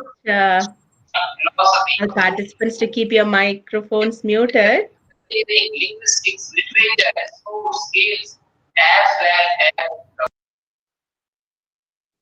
Yeah, thank you. So welcome back again. So we'll try to rush up fast. Let me remind you once again at the end of the session, you will be able to, if I could give you a product and ask you to develop a strategy, you will be able to do that. So we have covered the first phase of developing a digital marketing strategy for a product. Okay, so I just gave you an assumption product of a play school. You can take any product. Maybe if you have a plans to develop your own t-shirts or shoes or any branded product, okay, any maybe create your own brands.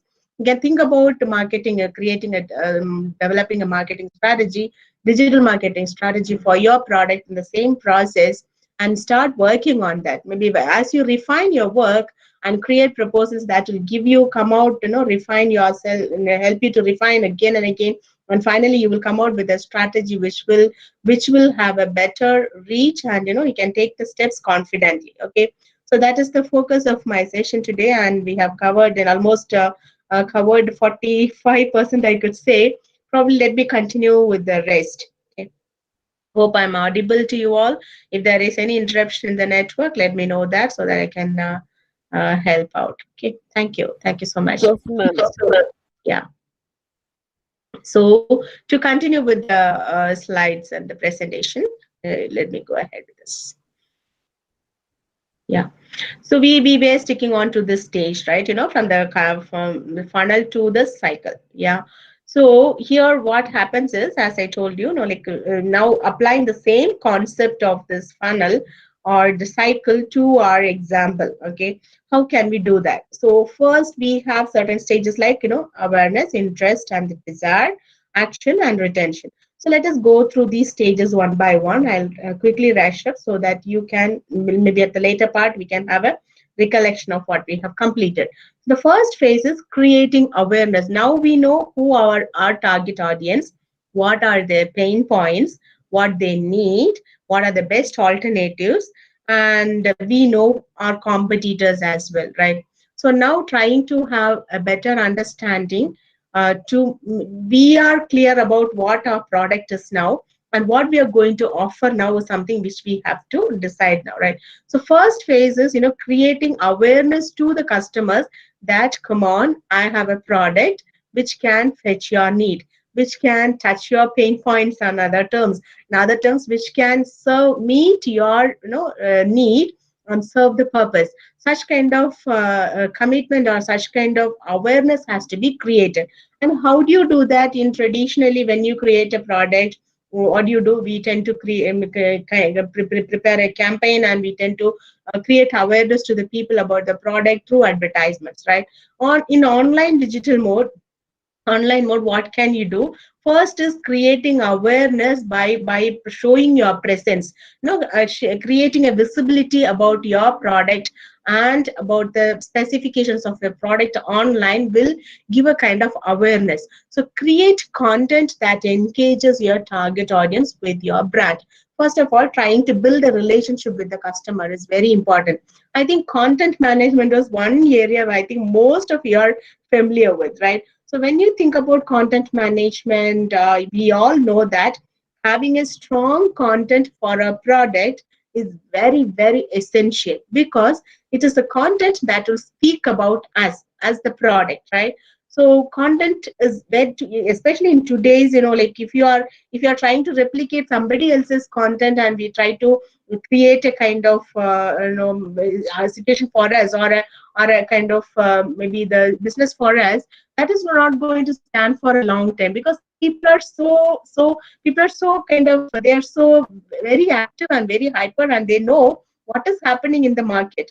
They are very clear. Just imagine you and me, when we go and buy a product online, how we do that? How do we decide that? Just think ourselves.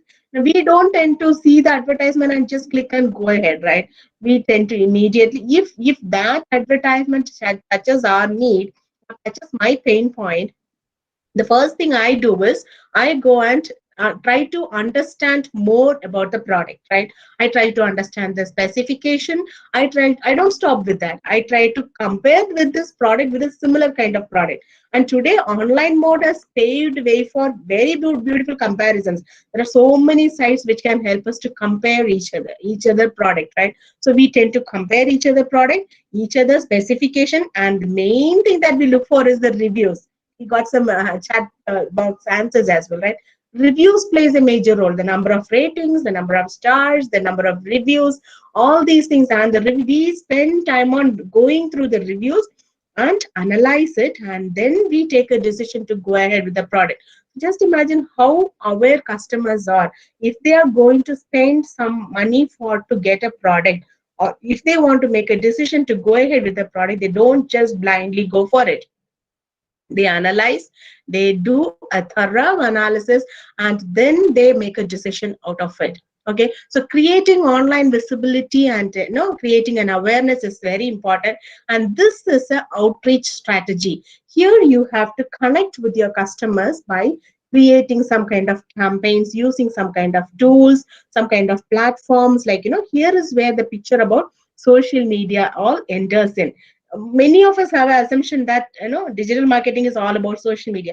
Social media is only one part of it. There are so many other things. Okay, so when you have a clear content, that content can reach your customers very clearly. So content management is on one side, where we have to work a lot on that. I'm not touching that, but we have to understand that we have to have a clear and specific and very good content in order to reach to the customer. So building trust among your potential customer. When you create your content and try to connect with the customers tend to create a trust over you. They have a kind of brand image that they develop over you, and that will help them to familiarize your brand in their minds, and that will pave way for further interaction or further moves. Okay, so the next, when at this phase, how do you do that? For this example, as we quoted, I hope you are all familiar with this.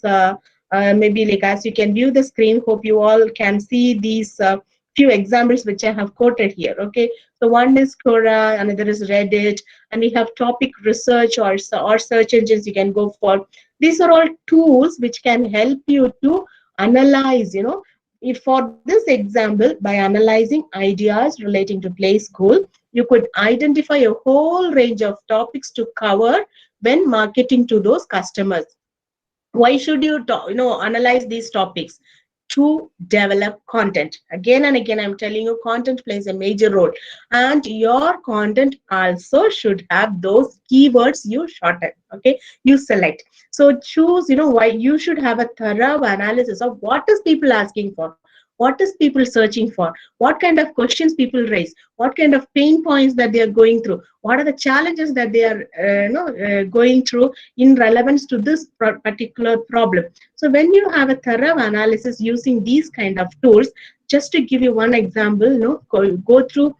I don't know how many of you have used Quora and how many of you have familiarity with Quora, which is very good source, which can give you a lot of insights and information about this. So let me go ahead with the simple example of Play School itself.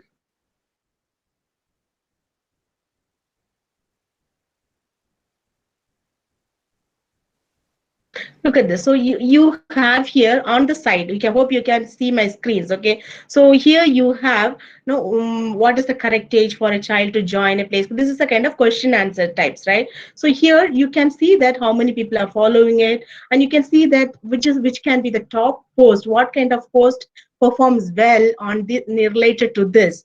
Okay, what kind of profiles, what kind of topics, what kind of questions, what kind of answers, what kind of sessions. So when you have a time, when you have a thorough understanding of, go through all these types. In a lack of time, I'm not going to spend much on this. So you can have an understanding about what is happening around your market in relevance to the area which you are working on.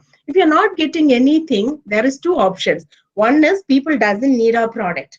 Second option is there is so much of scope for your product. Okay, so that can be two options, right? So you have to find out based on the questions raised by the customers, based on the pain points, based on the challenges, based on the words, based on the discussions, based on the post. All these things will help you to understand what kind of content is people expecting, what kind of kind of interaction or the engagement component that the people is expecting, and based on that you can make some decisions in order to work with it. Okay, and this topic research is, again, it's like very, maybe I will show you the topic research in the same tool, SEMrush, which is quite interesting to see that, you know, it is very, very challenging and very beautiful to use these tools. Okay, this is just go through this and we'll go ahead with the next slides. Okay, topic research, which will give you a clear idea what kind of issues you can touch upon, what kind of pain points is most sorted by the people, what kind of issues that they go through. All this can be looked upon when you work on this. Let me switch off the video so that you'll have better network. Yeah, hope you can see my screen. Yes. So here you can see this, just even in SEMrush, you go through this, you know, each of these sessions have different set of topics which you can deal with. So here in this, you know, topic research, what kind of content ideas you can generate. Say blogging is one major area which can help you in content development, right? So most of you know that. I heard that. I was just surfing through the previous programs, and some of you are sharing your experience on, you know, we have you follow with the WordPress, you develop blogs, you write up on. So all this is like adding content to your product, about your business, about your brand, about your product. So maybe if you could think about like young couples, you know, parents who have little children, they don't have the experience of taking care of the child before, right? So what they can do is, you know, like when you write a blog on how to, you know, choose a school for your baby, for your toddler, safe, and, you know, what kind of knowledge you can impart on them. Such kind of questions can help them to, such kind of blogs or such kind of information, which is content which is shared to them, that can help them to develop a kind of bond between your brand and them. So maybe like, I don't know, there is network issues, I believe. I don't know. Am I audible to you all? Can I just have a confirmation? Yes, ma'am. Yeah. Yes, ma'am. Yeah. Thank you. Thank you. So I think the screen is not getting updated. It's still. If you are able to get into this page, you can just go through it. I'm not spending much time on this, but make note of this page. Okay, so go on the topic research. You have topic research tools like this as such, and also you have so many topic research. You can do topic research with the Google as well. Okay, so I'm not going to teach all those things, just to give you some clarity on that. Okay, so let me go back to this. So use any of these kind of tools in order to understand or know more about the content which wherein you can connect with your customer. We are on the stage of, you know, top of the tunnel, creating awareness to your customers. Okay, and the next phase is, you know, interest and desire. I could club this, yeah, I mean, because this is closely connected. You know, if there is a kind of need which is sensed in the mind of the customers, that will create a generally interest in them, which will push them to have a kind of desire or attraction or a kind of maybe attitude towards going and purchasing or moving in or moving to the next step. Okay, so this is like, you know, at this two phases of the funnel, it's a middle stage, middle of the funnel, you have to have a good engagement strategies. Okay, so create direct visibility. Your audience is already open to your brand. Now they have to get connected, and they have to start to rely on your brand and trust your brand. So this is the time where you can introduce your product to the audience and tell them, you know, product oriented content, and target to your audience through more direct visible channels like, you know, PPC. You can go for PPC. PPC is, hope you all know it, pay-per-click ads or advertising, advertorials, social media advertisements, postings, and all.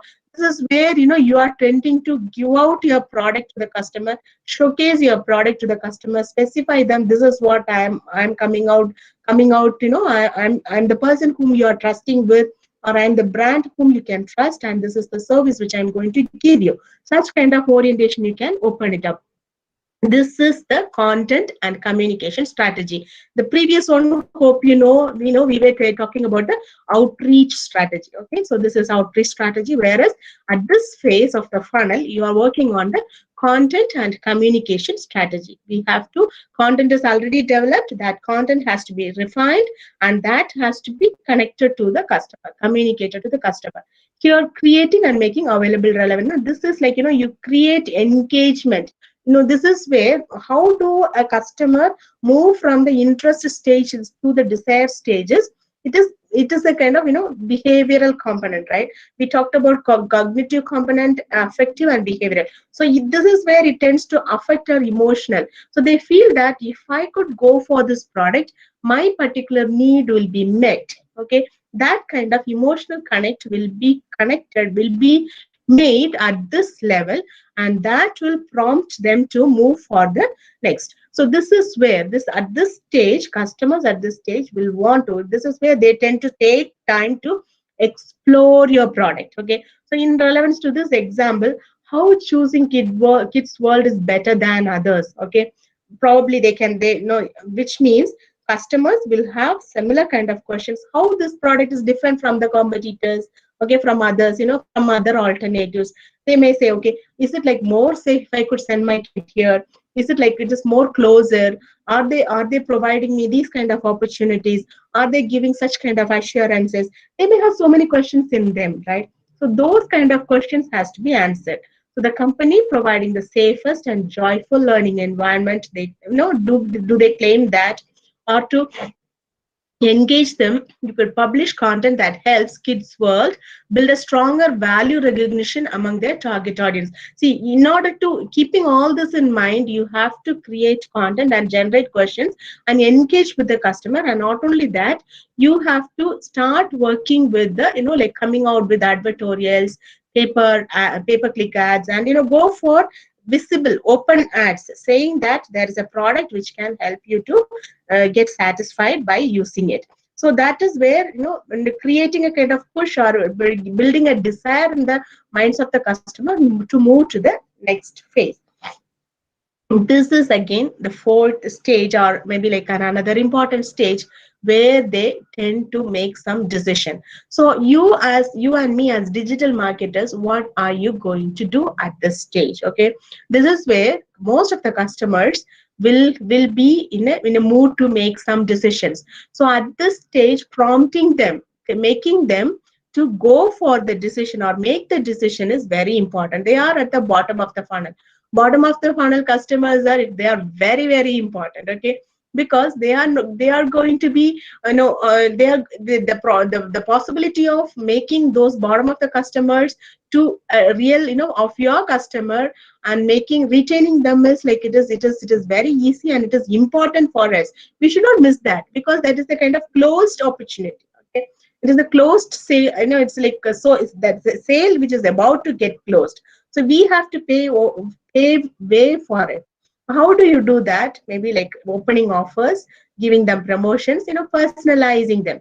Let me give you one example which you can make, very well understand it. Okay, so you one maybe like let me go with a simple example in your which you can think.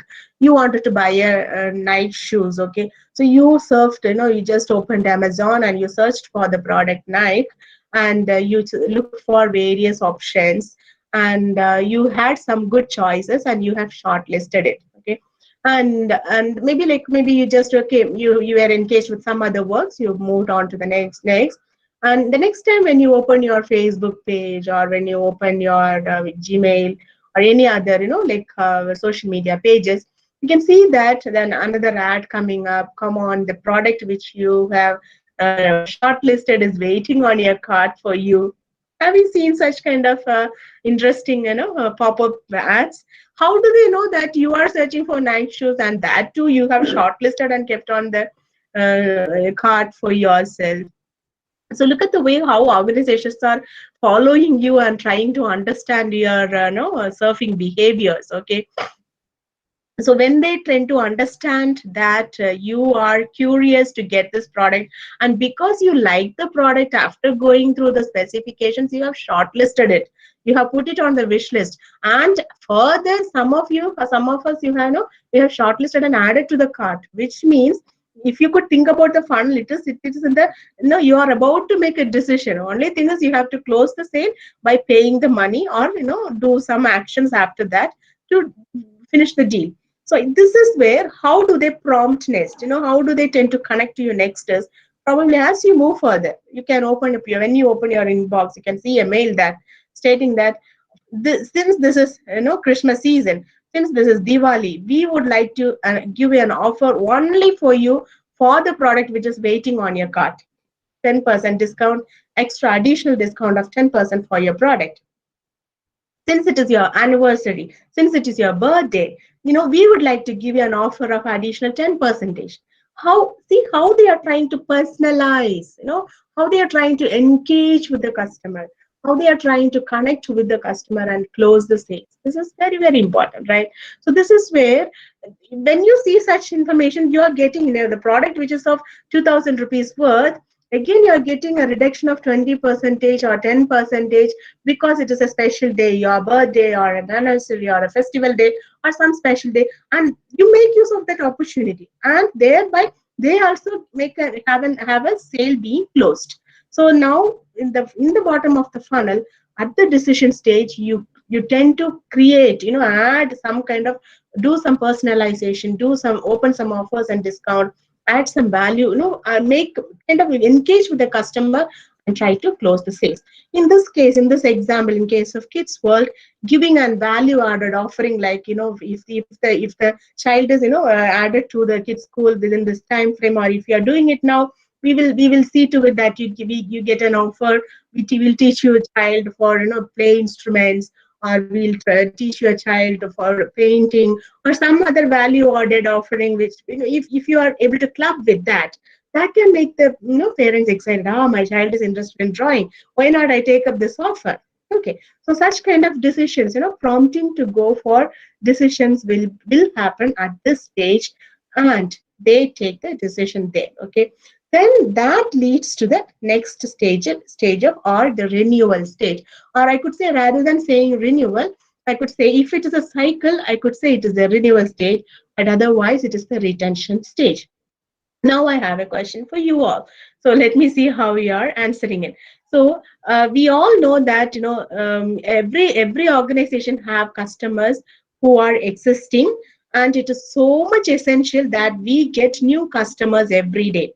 It's not that every time the customers who are, once they buy the product, they will be buying the product again and again, right?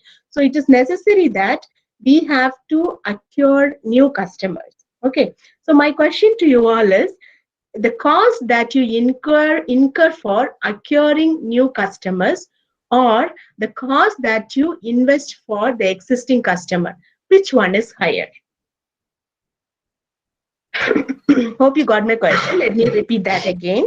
So acquiring new customers or investing more on the existing customers, which cost will be higher? Ma'am, acquiring new customers cost will be higher. Why? Because the customers are new to our business, so we have to invest a lot in advertising, marketing, sales, and the other customers are existing, so they already know about the product, so they will come to the shop and directly buy our product. Very good, very good. Appreciate it. Very clear and very precise explanation. Very good, Shankar. Sanskar is your name, right? Appreciate it. Yes, And I have got good answers here. Acquiring new customers, acquiring new customers. Yes, that's good, because cost will be higher. Excellent. Let me give you some more insights on that. When you acquire new customers, the research says that you have to invest 5 times higher than what you are incurring for your existing customer. And especially the digital trend gives you way for, if you add, like through this personalization concept, through adding some more, nurturing the existing customers, because they say that almost 80% of new customers are got through the existing 20% of customers. That is how researchers say. Okay, which means if you are able to satisfy the existing customer and keep them happy, it is very easy for you to acquire new customer. This doesn't mean companies must not invest on acquiring new customer. Acquiring new customer is entirely a different area, different topic where organization have to concentrate, because if they have to sustain in the market for the long run, acquiring new customer is very essential. So as you all rightly pointed out, of course, if you could think about the cost for inquiring, getting new customer, acquiring new customer is very high when you compare with the cost that you incur for the existing customer. But it is the existing customer who paves way for getting, new customers. It is they who tend to create a good kind of, set a channel or set a path for to get new customers. Okay, so very good understanding and very good option. Let us try to understand a little more on this. Acquiring new customer is higher. Keep in mind that the marketing cost for acquiring a new customer exceeds the cost of ensuring the customer that comes back for more products or services of yours.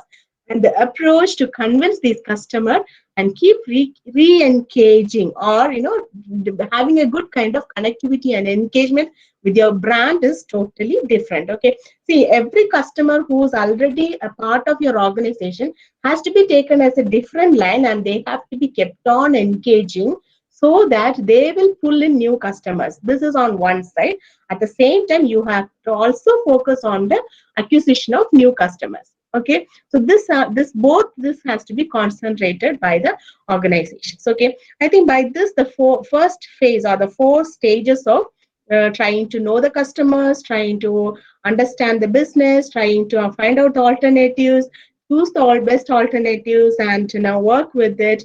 And this is the first phase of your strategy development. Now the strategy for your business in order to get into the digital market is, almost, it is almost in a complete stage. But it will not be completed unless we try to move to the next phase. The first phase is done. Now you have to decide which channel to choose, what methodology to choose, what tool to adapt. This is the major component of digital marketing. Okay, so having a thorough understanding about, setting a, foundational steps of understanding your customer, knowing your audience, because when you have a thorough understanding your customer, you create a valid content. You're unique, right? You know what your product is, what the pain point is, how you have connected to the customer, what your unique selling proposition is. All this is very familiar to you, and you have a strong content with you. Now, with this, moving to the next important phase is selecting the best marketing channels and building online visibility strategy. How do you do that? Okay, so this is the 5th stage, or the 5th phase of the strategy which we were looking upon. So we have here some certain steps to follow. So from maybe at present, maybe if I could go back to the same example which we were discussing, from the research, we know that our brand's customers are working parents who doesn't have much support from parents and elders. They are interested to get serviced to provide a safe and secure start for their children, which lay a foundation for future. That is another important thing which we have understood. We have identified that providing safe and secure and excellent and joyous environment for kids by fetching service is the way to achieve or solve this problem. And also we have identified various alternatives. This is what we have completed as of now. The next step is to identify which will be the effective marketing channels in order to. Let me tell you, in digital marketing, there are so many ways. See, if you maybe having your presence on Facebook, Twitter, Pinterest, or LinkedIn, and maybe in Insta, all these social media platforms is one side. That is one part of it, is social media marketing. Whereas Google AdWords, having your presence through advertorials, Google AdWords, or working on your website and driving traffic to your website through blogs and content creation, that is on one side. So you have so many ways of doing it. So you have to know which will work well for your product. it's not that the major mistake many of the digital marketers make is they tend to make the people understand that, showing your presence in everywhere will do good. No, it will not. The secret is you have to identify which channel will give you the best output. Choose those channels and work on that. You will get better results. It's not nothing wrong that showing your presence in all the channels is good, because the brand name will get established. You will be, the people will get to know that, but it will not give you returns. Okay, it will not give you any kind of valid ROI. But at the same time, if you pick out the right channel and then focus on that channel and then market it, that will help you to get the returns as well as have a better reach. That will be effective. Okay, so let us try to little bit understand on this concept and then we'll close. Okay, so how do we do that? There are 3 steps to do it. First is to identify the most common channels which other companies use in order to engage you. Keep in mind about your competitors. Try to find out which are the channels that they are trying to show their presence and how they are tapping it, and try to find out how they are tending to connect with the customers. And this again you can do with the traffic, trying to understand, analyze the website traffic. Those tools will help you to understand how well. This is where you think about the page visits, websites, site visits, number of times that they log in and log out, number of minutes that they spend. All this can be understood at this stage. Okay, so then use the most popular one to test your insights about the audience. You see, now you're developing a strategy. You haven't done, attained that level yet. Now we have to develop insight in the best way that they are doing and try to adapt to it and test it. Okay, we have to find out. Finally, we have to adjust our strategy to our findings and launch a full-scale campaign. This is where the real picture of digital marketing comes into presence. Okay, so how do we do that? The 3 steps, digital media. This is where the concept of digital media planning comes into picture. The first phase is identify the most common channels which other companies use in order to engage the audience. Here I have to stand little and make it very clear to you all, because as I was asking you the initial question, most of you are talking about content management, SEO, SMO, then even like blogging, many other things, right? So all that, it is like all split ups. These are all part of digital marketing. Okay, so if we want to have a very good, clear, identified digital marketing strategy, we have to fix certain goals. How do we fix that goals? Then normally when you think about digital marketing itself, main things that you can do is, one is you can create awareness. Maybe you showing your presence, you can create posts, you can engage with the customer, you can create some contest, trying to engage with the customer. Sorry. And trying to build awareness is one area, and another is educate, give information to your audience. Okay, provide information. And another is lead generation. Okay, lead generation is one major area where people tend to create a digital marketing strategy in order to generate leads. Again, there are so many ways of generating leads. Maybe through emails, you can do through Facebook campaigns, through so many campaigns, through all the social medias. All this will help you to generate leads. Leads means each customer, prospective customer. So these leads, when it falls into the funnel, that has to be nurtured and brought down to each steps. Okay, so the lead generation and nurturing is one big area. Okay, so we have to find out. See, let me give you a clear picture on this overall social media, digital marketing arena. Just understand, if you want to have a very good planning about your digital marketing, the first thing that you have to have is a website. Hope all of you are very clear about that. So you have to have a very good website, and when you develop your website itself, you have to see to it that the website is friendly to Google's bot. Okay, so I'm not going to touch upon the SEO, SMO components, but if you want to rank top on the search list, search query, or in other terms, if you want to get ranked on the top, or if your website has to be ranked, search engine optimization has to happen. your website has to be in favor for that. In other terms, when you create your website itself, this is not a one-day process. It will take time. No, if you could plan well now itself, if you as you start your business, or if you are planning to, make this work, because you cannot pay the Google and do it, make your ranking on the top. You can do advertisements or you can do paid ads and all. Though that SEM is there, but this organic ranking cannot be done by paid. You have to wait for it. You have to use some certain tricks and tips in order to rank yourself on the top. The simple component is, first thing is work on your website well. Have a clear website. Don't bombard with the attractive pictures and attract high definition images and so on. Googlebot will never accept that. You can have, have good backlinks, work on the keywords, work on the content, which is very much essential. Try to integrate all the social media platforms to your website. See, let there be connectivity between your website and the social media pages. This is the secret of your digital marketing strategy. Okay, if you have the first to start with this, having a very good website, which is kind of very interactive, very informative, very very meaningful and acceptable by the bot, and on your website engage your customers if it is a dynamic one. And then when you try to integrate all those your social media pages like Facebook or Instagram or Twitter or Pinterest, all those pages, and even your blog is integrated to it, all those pages will drive traffic to your website naturally. Okay, and not only this, use good valuable backlinks. There is a concept called backlinks as well.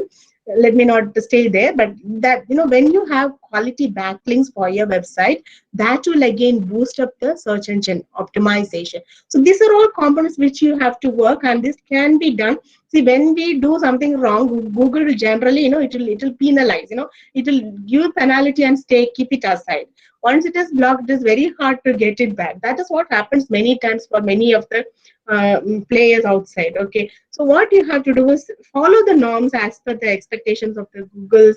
If you want to standardize or if you want to have organic ranking, it is better to follow that and fall into it, so that we can have a better ranking naturally. Okay, so for organic listing this is how it works.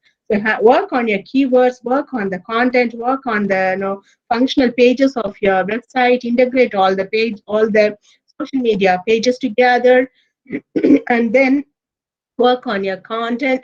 Blog pages, drive all those traffic to your website. When you have a presence on all these things, this will drive traffic naturally to your website, which will help help to expand step by step. Whenever the Google bot tries to crawl through your website, it tries to find out, there are so many possible ways of doing it when the customer tries to search for a query. So this is all it's built together. Okay, so first having a website and doing all these tasks, and then the next plan for your digital marketing is try to choose the channels. Okay, so when you choose the channels, you see having a presence on Facebook, having a presence on Insta, having a presence on LinkedIn, having a presence on Twitter.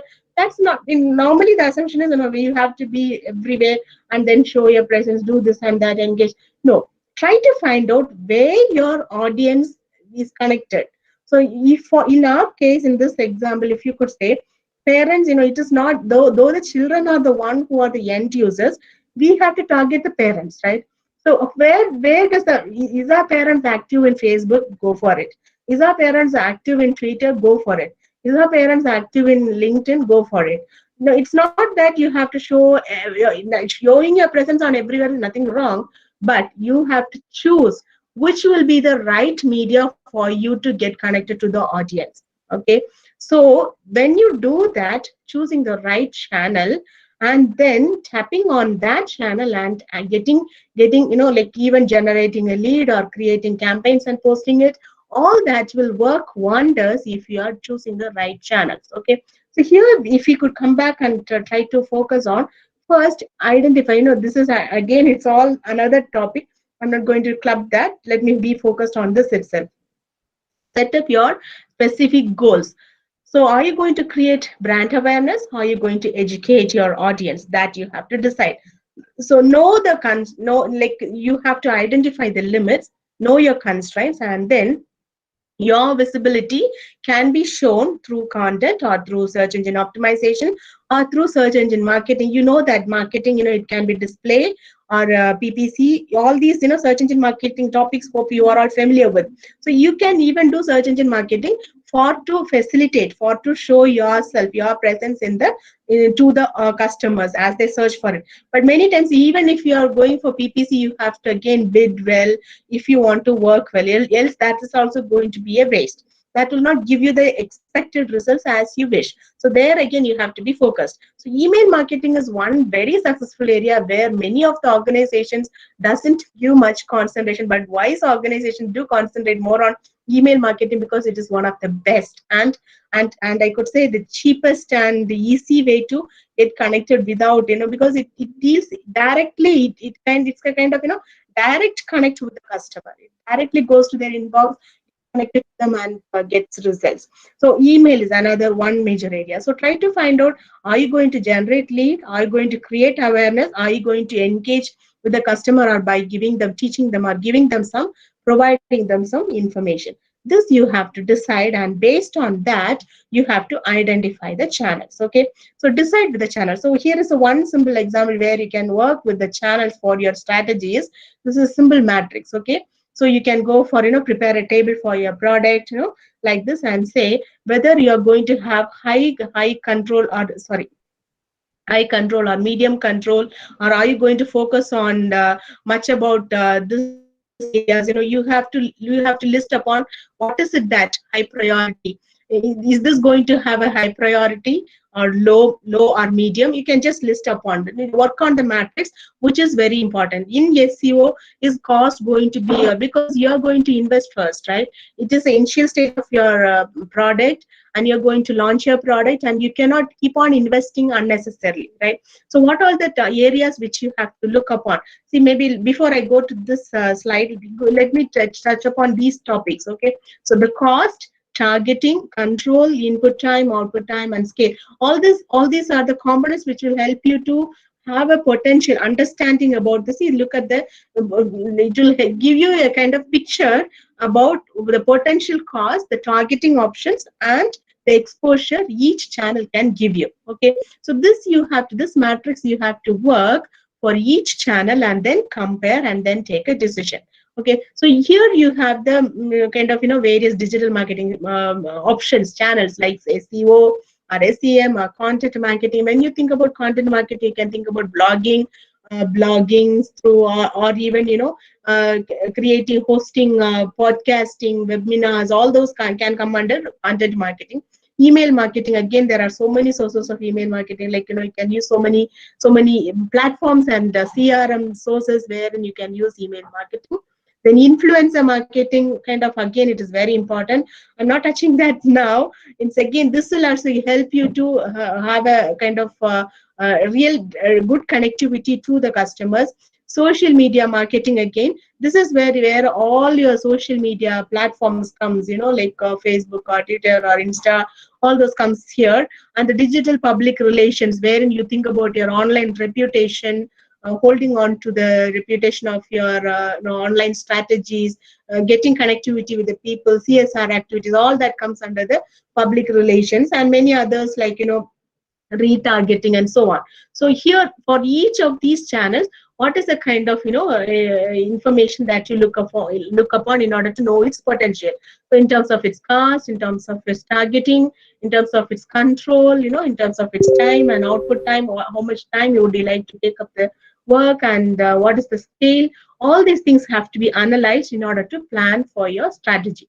So once you are done with this, then you it's not again over. I know it is not that easy as I say it out and do it. That's what I told you. This is like, you have to take the stand. If you are really focused on working on, developing a strategy for your product, each of these components, you have to work with it based on your investment, based on doing analysis for each of the channels. You have to analyze it and create this matrix. That will give a clear picture. It's not only for you, you can even work out for your competitors. That will give you a comparison on what to decide, what is going to be going to fetch you some profit, and what is going to give you some losses. Okay, that you can even prepare.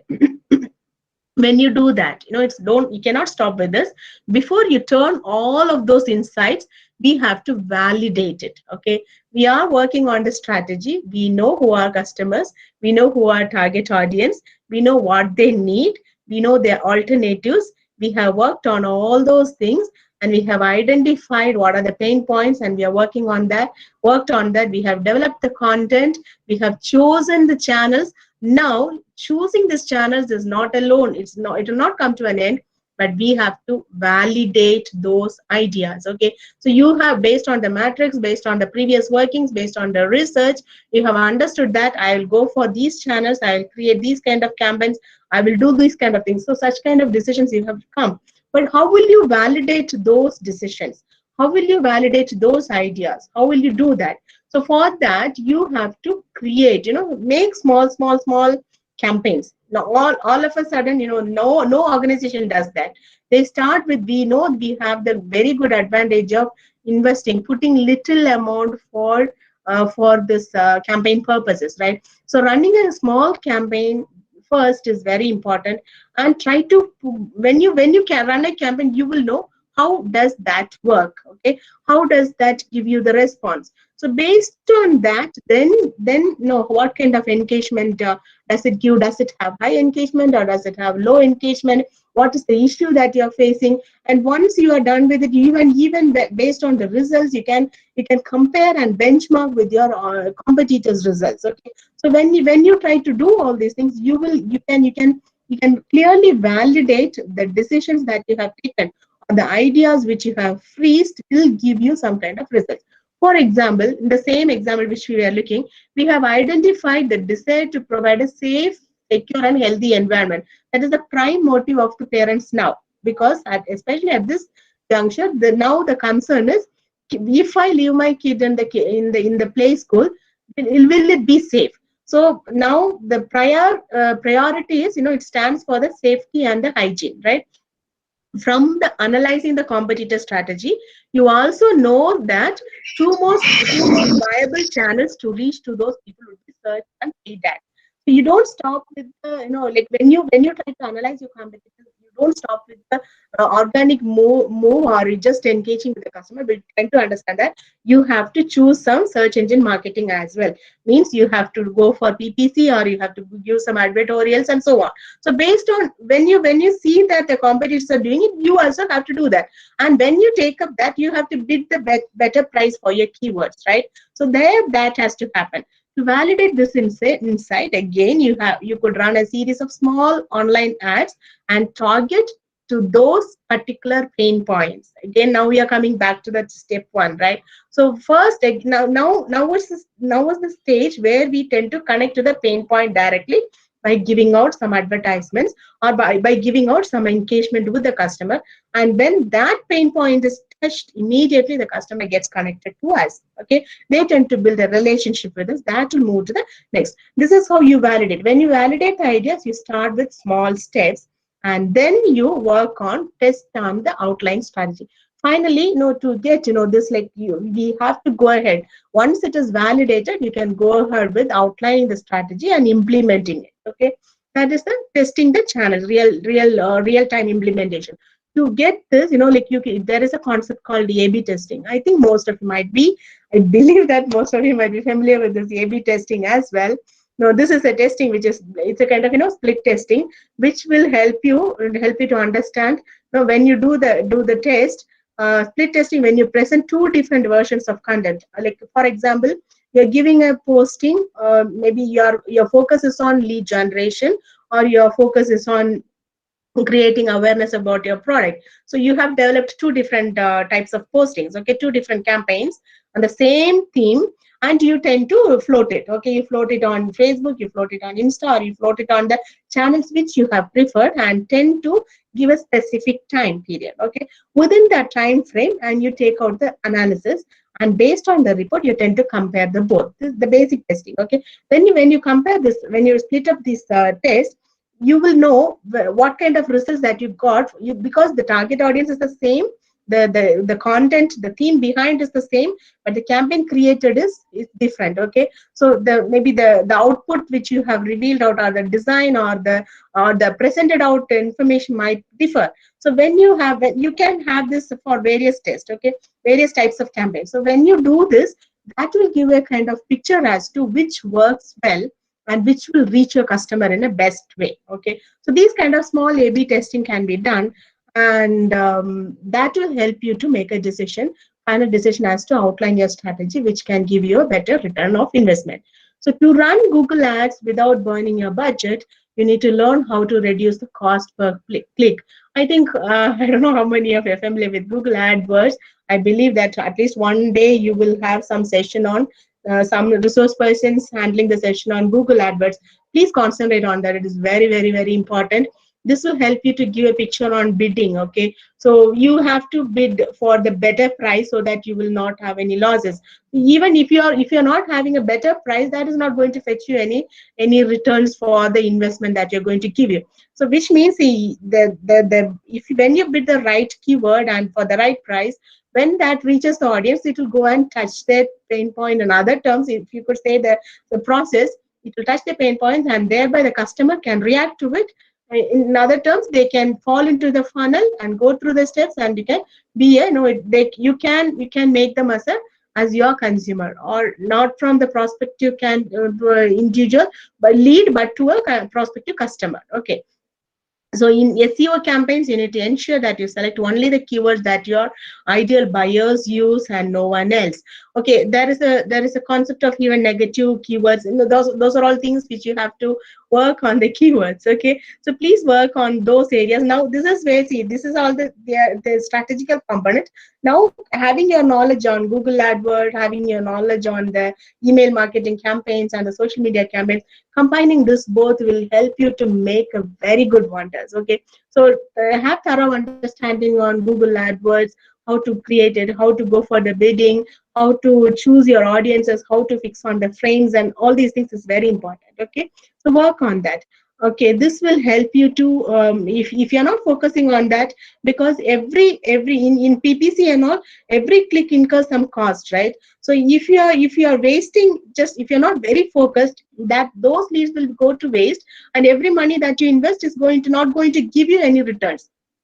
And if you are focusing on lead generation, what will happen is you will get a pile of unqualified leads, means which is with the leads which is not connected to you at all. So that, see, when many digital marketers run campaigns, this is the reason it fails, because you will end up with lot of the number of leads will be very high, but sorry, one second. Number of leads will be very high, but what will happen is the quality of the leads will be very poor. Just a minute.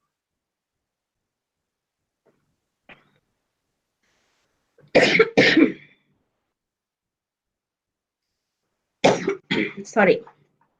So this is like, it is very important that we have to work on the, when we validate it, we also have to work on the final stage of testing, outlining the strategy. We have to work on the AdWords. When you go for AdWords, go for the very clear bidding, and when you work on the keywords, go for clear keywords, work on those, and try to avoid unqualified, unnecessary traffic. Be specific and focused. Okay,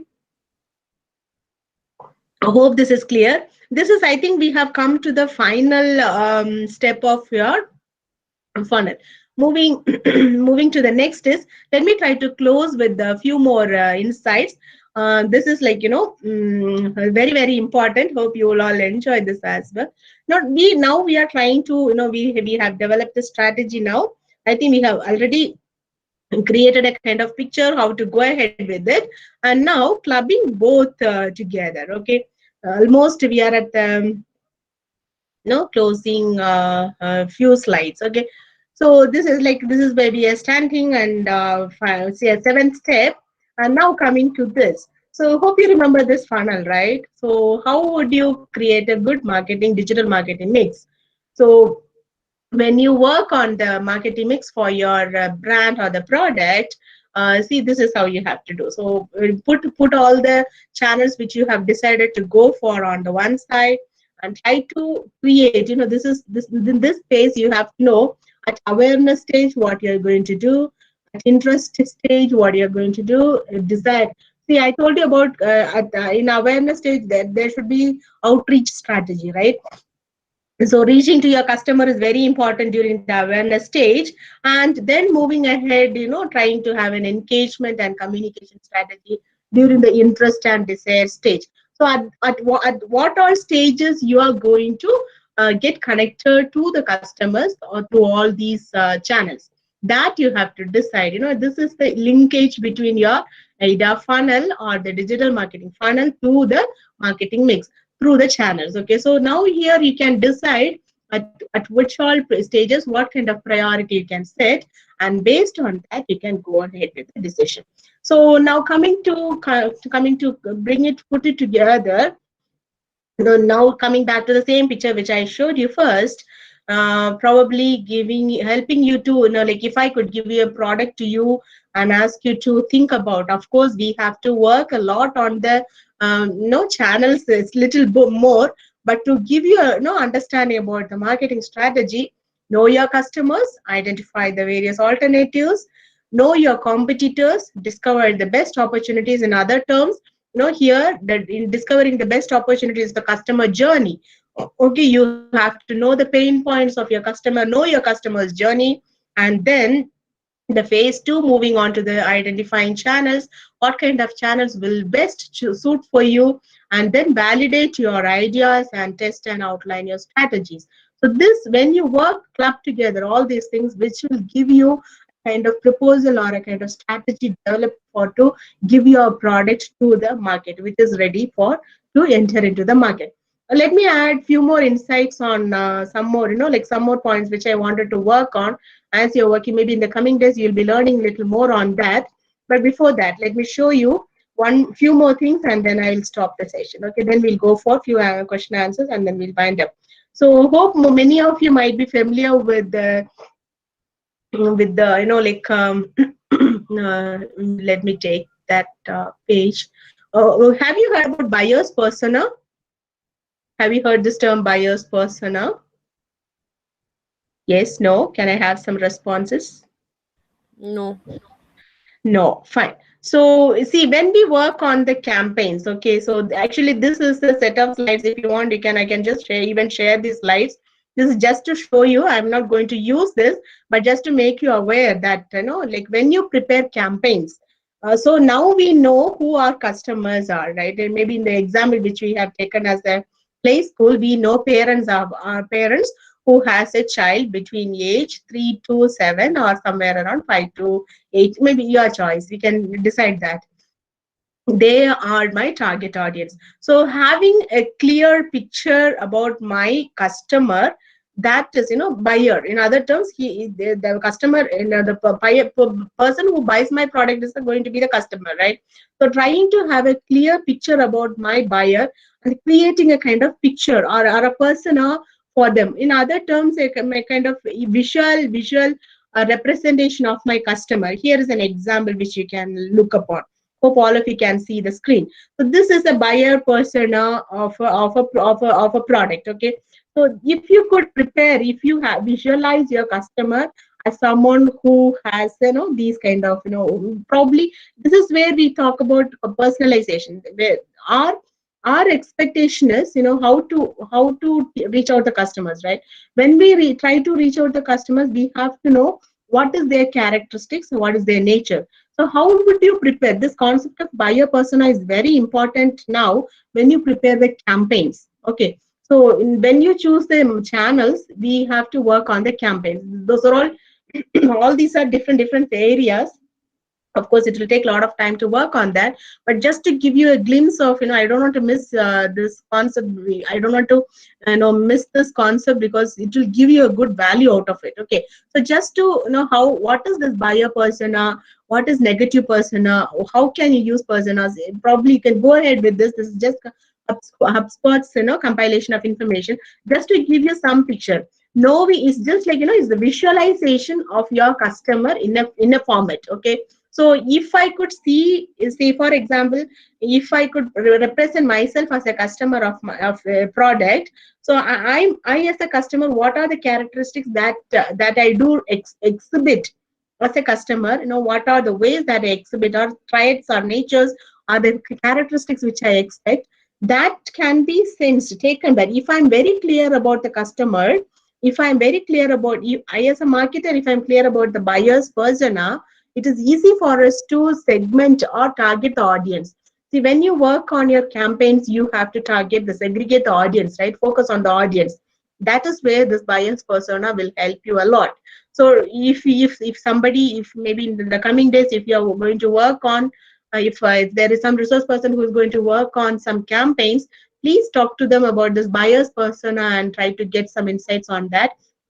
Here are some examples. Okay, so when you create a buyer's persona, you can also even know, how do you visualize your customer to be? In simple terms, how do you see your customer, visual representation of your customer? Okay, so maybe the background information, demographics, their identifiers, goals, challenges, what can we do? So when you have a clear picture about your customer, it is easy for you to serve them better. Okay, so there are so many online templates, like this. You hope you can see this. So if you could use this kind of templates, this will help you to easily work on your campaigns. So creating a buyer persona is very important. And one another thing which I wanted to add to you all is, working on the digital planning. Okay, digital marketing plan. There are so many templates available online.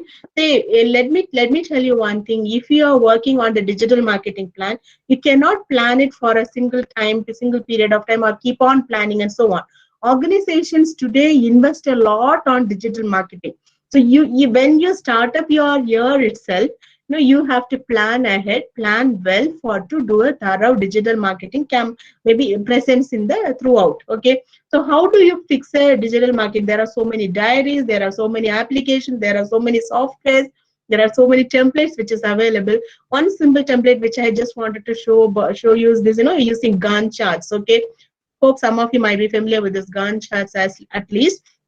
This is a kind of, and see, managing social medias and all these things together is not an easy task. It is easy for us to say, it is easy for us to discuss, it is easy for us to present and spend time together doing all these things. But in reality, when you work on the digital marketing arena, it is not an easy task. It is very, very, very taxing. It's not an easy task as we visualize. Okay, it is very hard, and managing all these channels together is not an easy task. There are so many management tools like Hootsuite or even Google Trends. There are so many channels which will help us to club together everything and manage it perfectly well. So this is a simple digital marketing planning template which will give you an idea. These are all the channels. Okay, like say for example, content marketing. If it is content marketing, look at the beauty here. What all is there inside content marketing? You have blog posts, you have newsletters, sponsored content, landing pages. Landing pages is a very important concept, and it's a big interesting area. Okay, white paper, webinar, ebook, videos. All these are part of content marketing. Okay, so you have, and otherwise online is like website promotions, mobile app promotions, blog promotions. These are all based on online, click to edit. Okay, and public relations, it can be offline and online, but in relevant to public relations. Search engine marketing, paid and SEOs.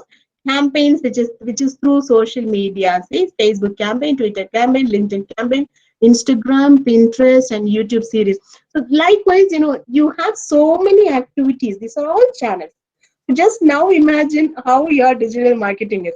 It's not only showing your presence about somewhere in the social media, but it is a big world. So if you want to keep your organization be active in the digital field, you have to have understanding about all these areas. It's not necessary that all these should have your product in that, but your presence in the necessary field where your audience can be connected, and having when you prepare a template like this and work on the time frame, that will help you to see. Look at the time frame here. So for example, from December 1 to December 30. So how your digital marketing, how you are going to plan for this.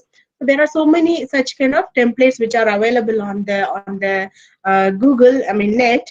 Most of the services are paid now. They don't give it for free, but many other services which you can get it for free for two learning purposes you can do. But many of the services are paid services. But such templates will give you a kind of understanding which will help you to manage your entire digital marketing concepts in an easy way, not having any stress and panic. Okay, so I think I have done my given my best. I can now the forum is maybe like open for questions. We have now the time is already 5:12. I think we have 15 more minutes. Probably as you fill up your forms and so on. Let me have some questions from you all so that I can give you some insights on based on your questions. So I think there are so many things to be discussed. I have just touched a little part. Start working if you are really focused, and if you want to if you want to work on digital marketing arena, I would appreciate if you start working on the proposals. If you start working on developing a strategy for your product, which you would like to do that. So when you start and try to analyze the competitors, do keyword planning, do website traffic analysis, when you do all these tasks, you will get a clear picture of what to do next, how to go ahead. So if you work on that, you'll be very confident. If I could give a product in your hands and develop a marketing strategy for it, you'll be confident in doing that. Maybe the campaign part, creating campaign, following it, designing, posting it, and then engaging, all those are other part. Okay, this developing the strategy and making decisions is the primary part of any digital marketing area. And if you are strong in that, every decision that you take in order to promote your product will not go in vain. It will give you some good results. Yeah. Any questions? If there is any questions, I am ready to take up. Else, I think I am done with it. And what is the functions of AI in digital marketing? Oh my goodness, that's a very big and very excellent question, but it is a big field. That's a question which is received on YouTube. Artificial intelligence today, I think most in every area today, the role of artificial intelligence is taking a prime position, right? We know that artificial intelligence, we cannot avoid it. Just imagine how to think about the inventory, think about the warehouses of Amazon, or think about the warehouses of maybe if you could think about Flipkart and all. Who's managing that? It is not the human hands which is managing that. It is all with the help of systems. It is all with the help of intelligence components. Okay, so today the component of augmented reality, visual reality, artificial intelligence takes a prime position, right? Everywhere the role of artificial intelligence is taking its leap, because it is especially in understanding the customer behavior, trying to understand, analyze it, and coming out in the role of data analysis. Okay, every analysis that is done, the role of artificial intelligence is there.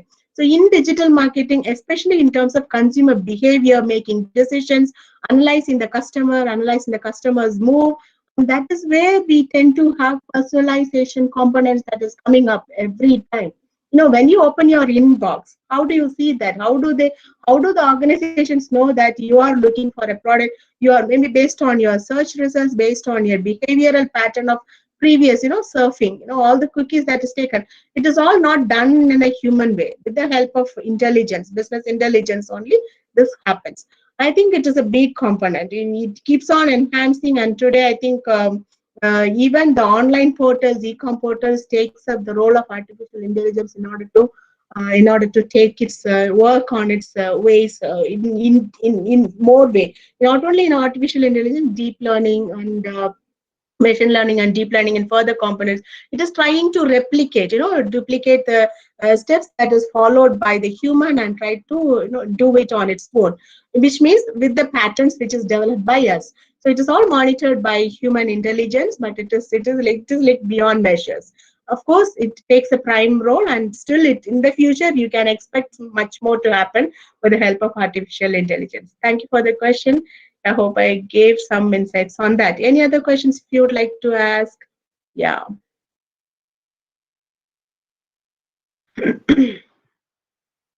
So thank you for all the feedback and the comments which you have shared on the YouTube and YouTube chat box and the Meet chat box. It was nice interacting with you all.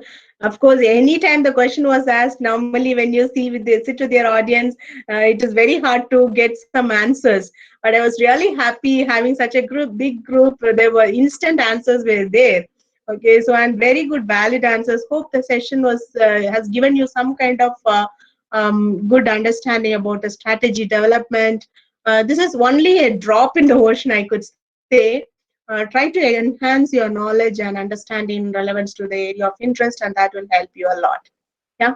Any other questions here? What is the maximum keywords can be used in creating the website? It depends on your content. That we don't have any restrictions as to maximum number of keywords. If you are using more, that will not have a better reach actually. So it depends on the content. It doesn't mean that you can use so many number of keywords in a single, even that will not help, that will retaliate. Okay. So keywords is like, is kind of, it is the relevance that you create in relation to the product. Rather than the numbers, it is the relevance that you create. And the number of times, if you are actually using more number of times for the keyword on your website, Google will ban that. Actually, the bot will ban that. Okay, again that will be penalized. So that doesn't mean that you can use any number of times, but we have to be wise in using the keywords. Which means if you are properly working on the content and utilizing it in the correct way, it is easy for us to handle. There is no restrictions on the number of words. Okay. We cannot overuse it, but we have to use it in relevance to the product that we are using it. Yeah. Any other questions? Thank you for the question.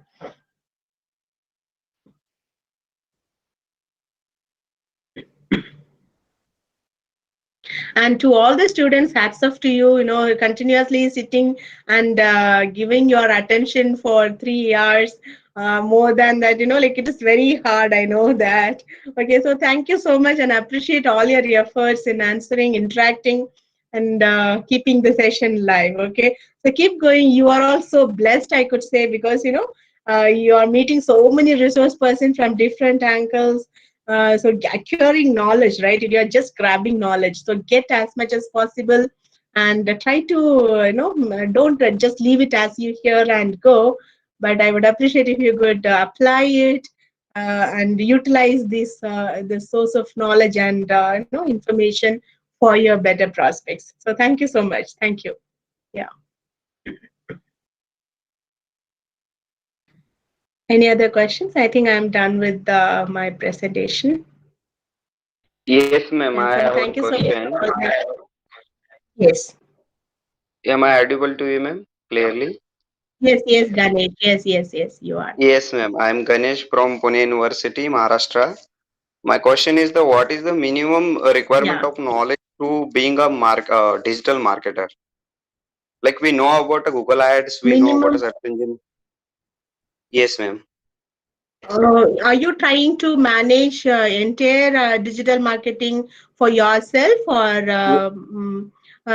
any particular? I'll tell you. Okay, please. For a product or for managing an agency or what is whatever for an advertisement you mean? Yes, ma'am. Yes. Oh, okay. See, what is your purpose? Maybe if you might be little more, should be a little more specific on what your purpose is. If you're planning to create a digital marketing strategy for an already existing product, I think the knowledge about the product, knowledge about the company, knowledge about the website, the one thing which I missed in between is website audit. When you create a digital marketing, first thing is I started with website, right? So when you work on the website, you have to thoroughly analyze your website. So maybe like having a knowledge on the keywords, having the knowledge on the social media, different channels, not only social media channels, but the SEO. Gaining knowledge on all these areas alone will not give you kind of confidence to go ahead. The simple concept is start working on that. Okay, small, little by little, start work on Google AdWords. That will give you, see, once when you do try to do keyword planning, once when you do website, try to analyze the website traffic, you learn a lot. You try to know your audience, you try to restrict that, you try to connect with your audience. Now you have got enough knowledge on the strategic development part, the theoretical areas, right? But now try to get connected to work on small campaigns first. If you're focusing on advertisement, on lead generation, or creating awareness, I'm not clear about the purpose you're asking for. If it is for agency purposes, it is not sufficient. You have to have little more understanding about the campaign analysis and so on. Because not only creating a campaign, but analyzing it and interpretation is very important. Generating report out of that is very important. On the other side, if you are focusing on just creating a campaign and posting it and doing it, you can do it now. You can do it. See, it's not a big task. Today you have so much of support online which can give you a lot of insights which can help you to move forward. Only thing is you have to start working on that. Even today, maybe if you are planning to specialize yourself to work on the digital marketing field, start working on developing the strategies for the product which you are looking for. Or if you are planning for your agency, start trying to acquire knowledge on campaign management, analysis, preparing budget. All this, it's actually still a lot more to acquire. It is not sufficient with the only knowledge about content or the social media pages, but you have to have an overall coverage which will make you a good digital marketer. Nothing wrong in starting now. Maybe the effectiveness will differ as you start the work. Okay, better I would appreciate you can kickstart the work now. When you, maybe I would appreciate if you go for a certain internship, try to get get connected with a mentor who is already in the field of digital marketing area, and start working with them and try to do some internship. Maybe create a blog page, writing blogs, monitoring that, analyzing it, working on that will give you a good experience. So you can specialize yourself in the content management field.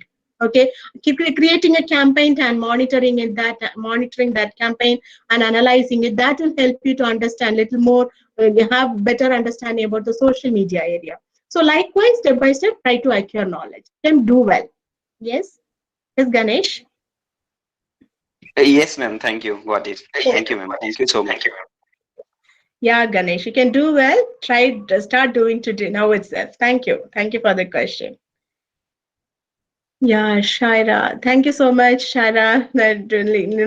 I'm really happy to see all your comments and feedbacks.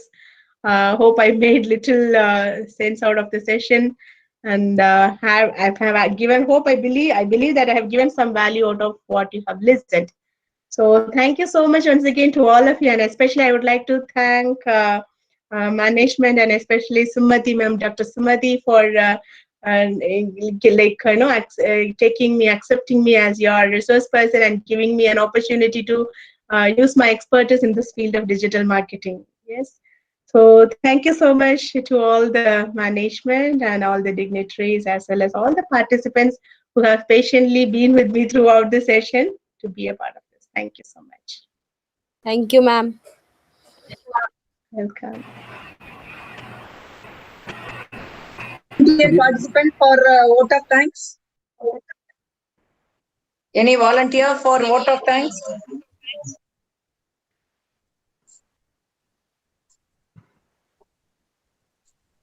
Any participant for vote of thanks, formal vote of thanks?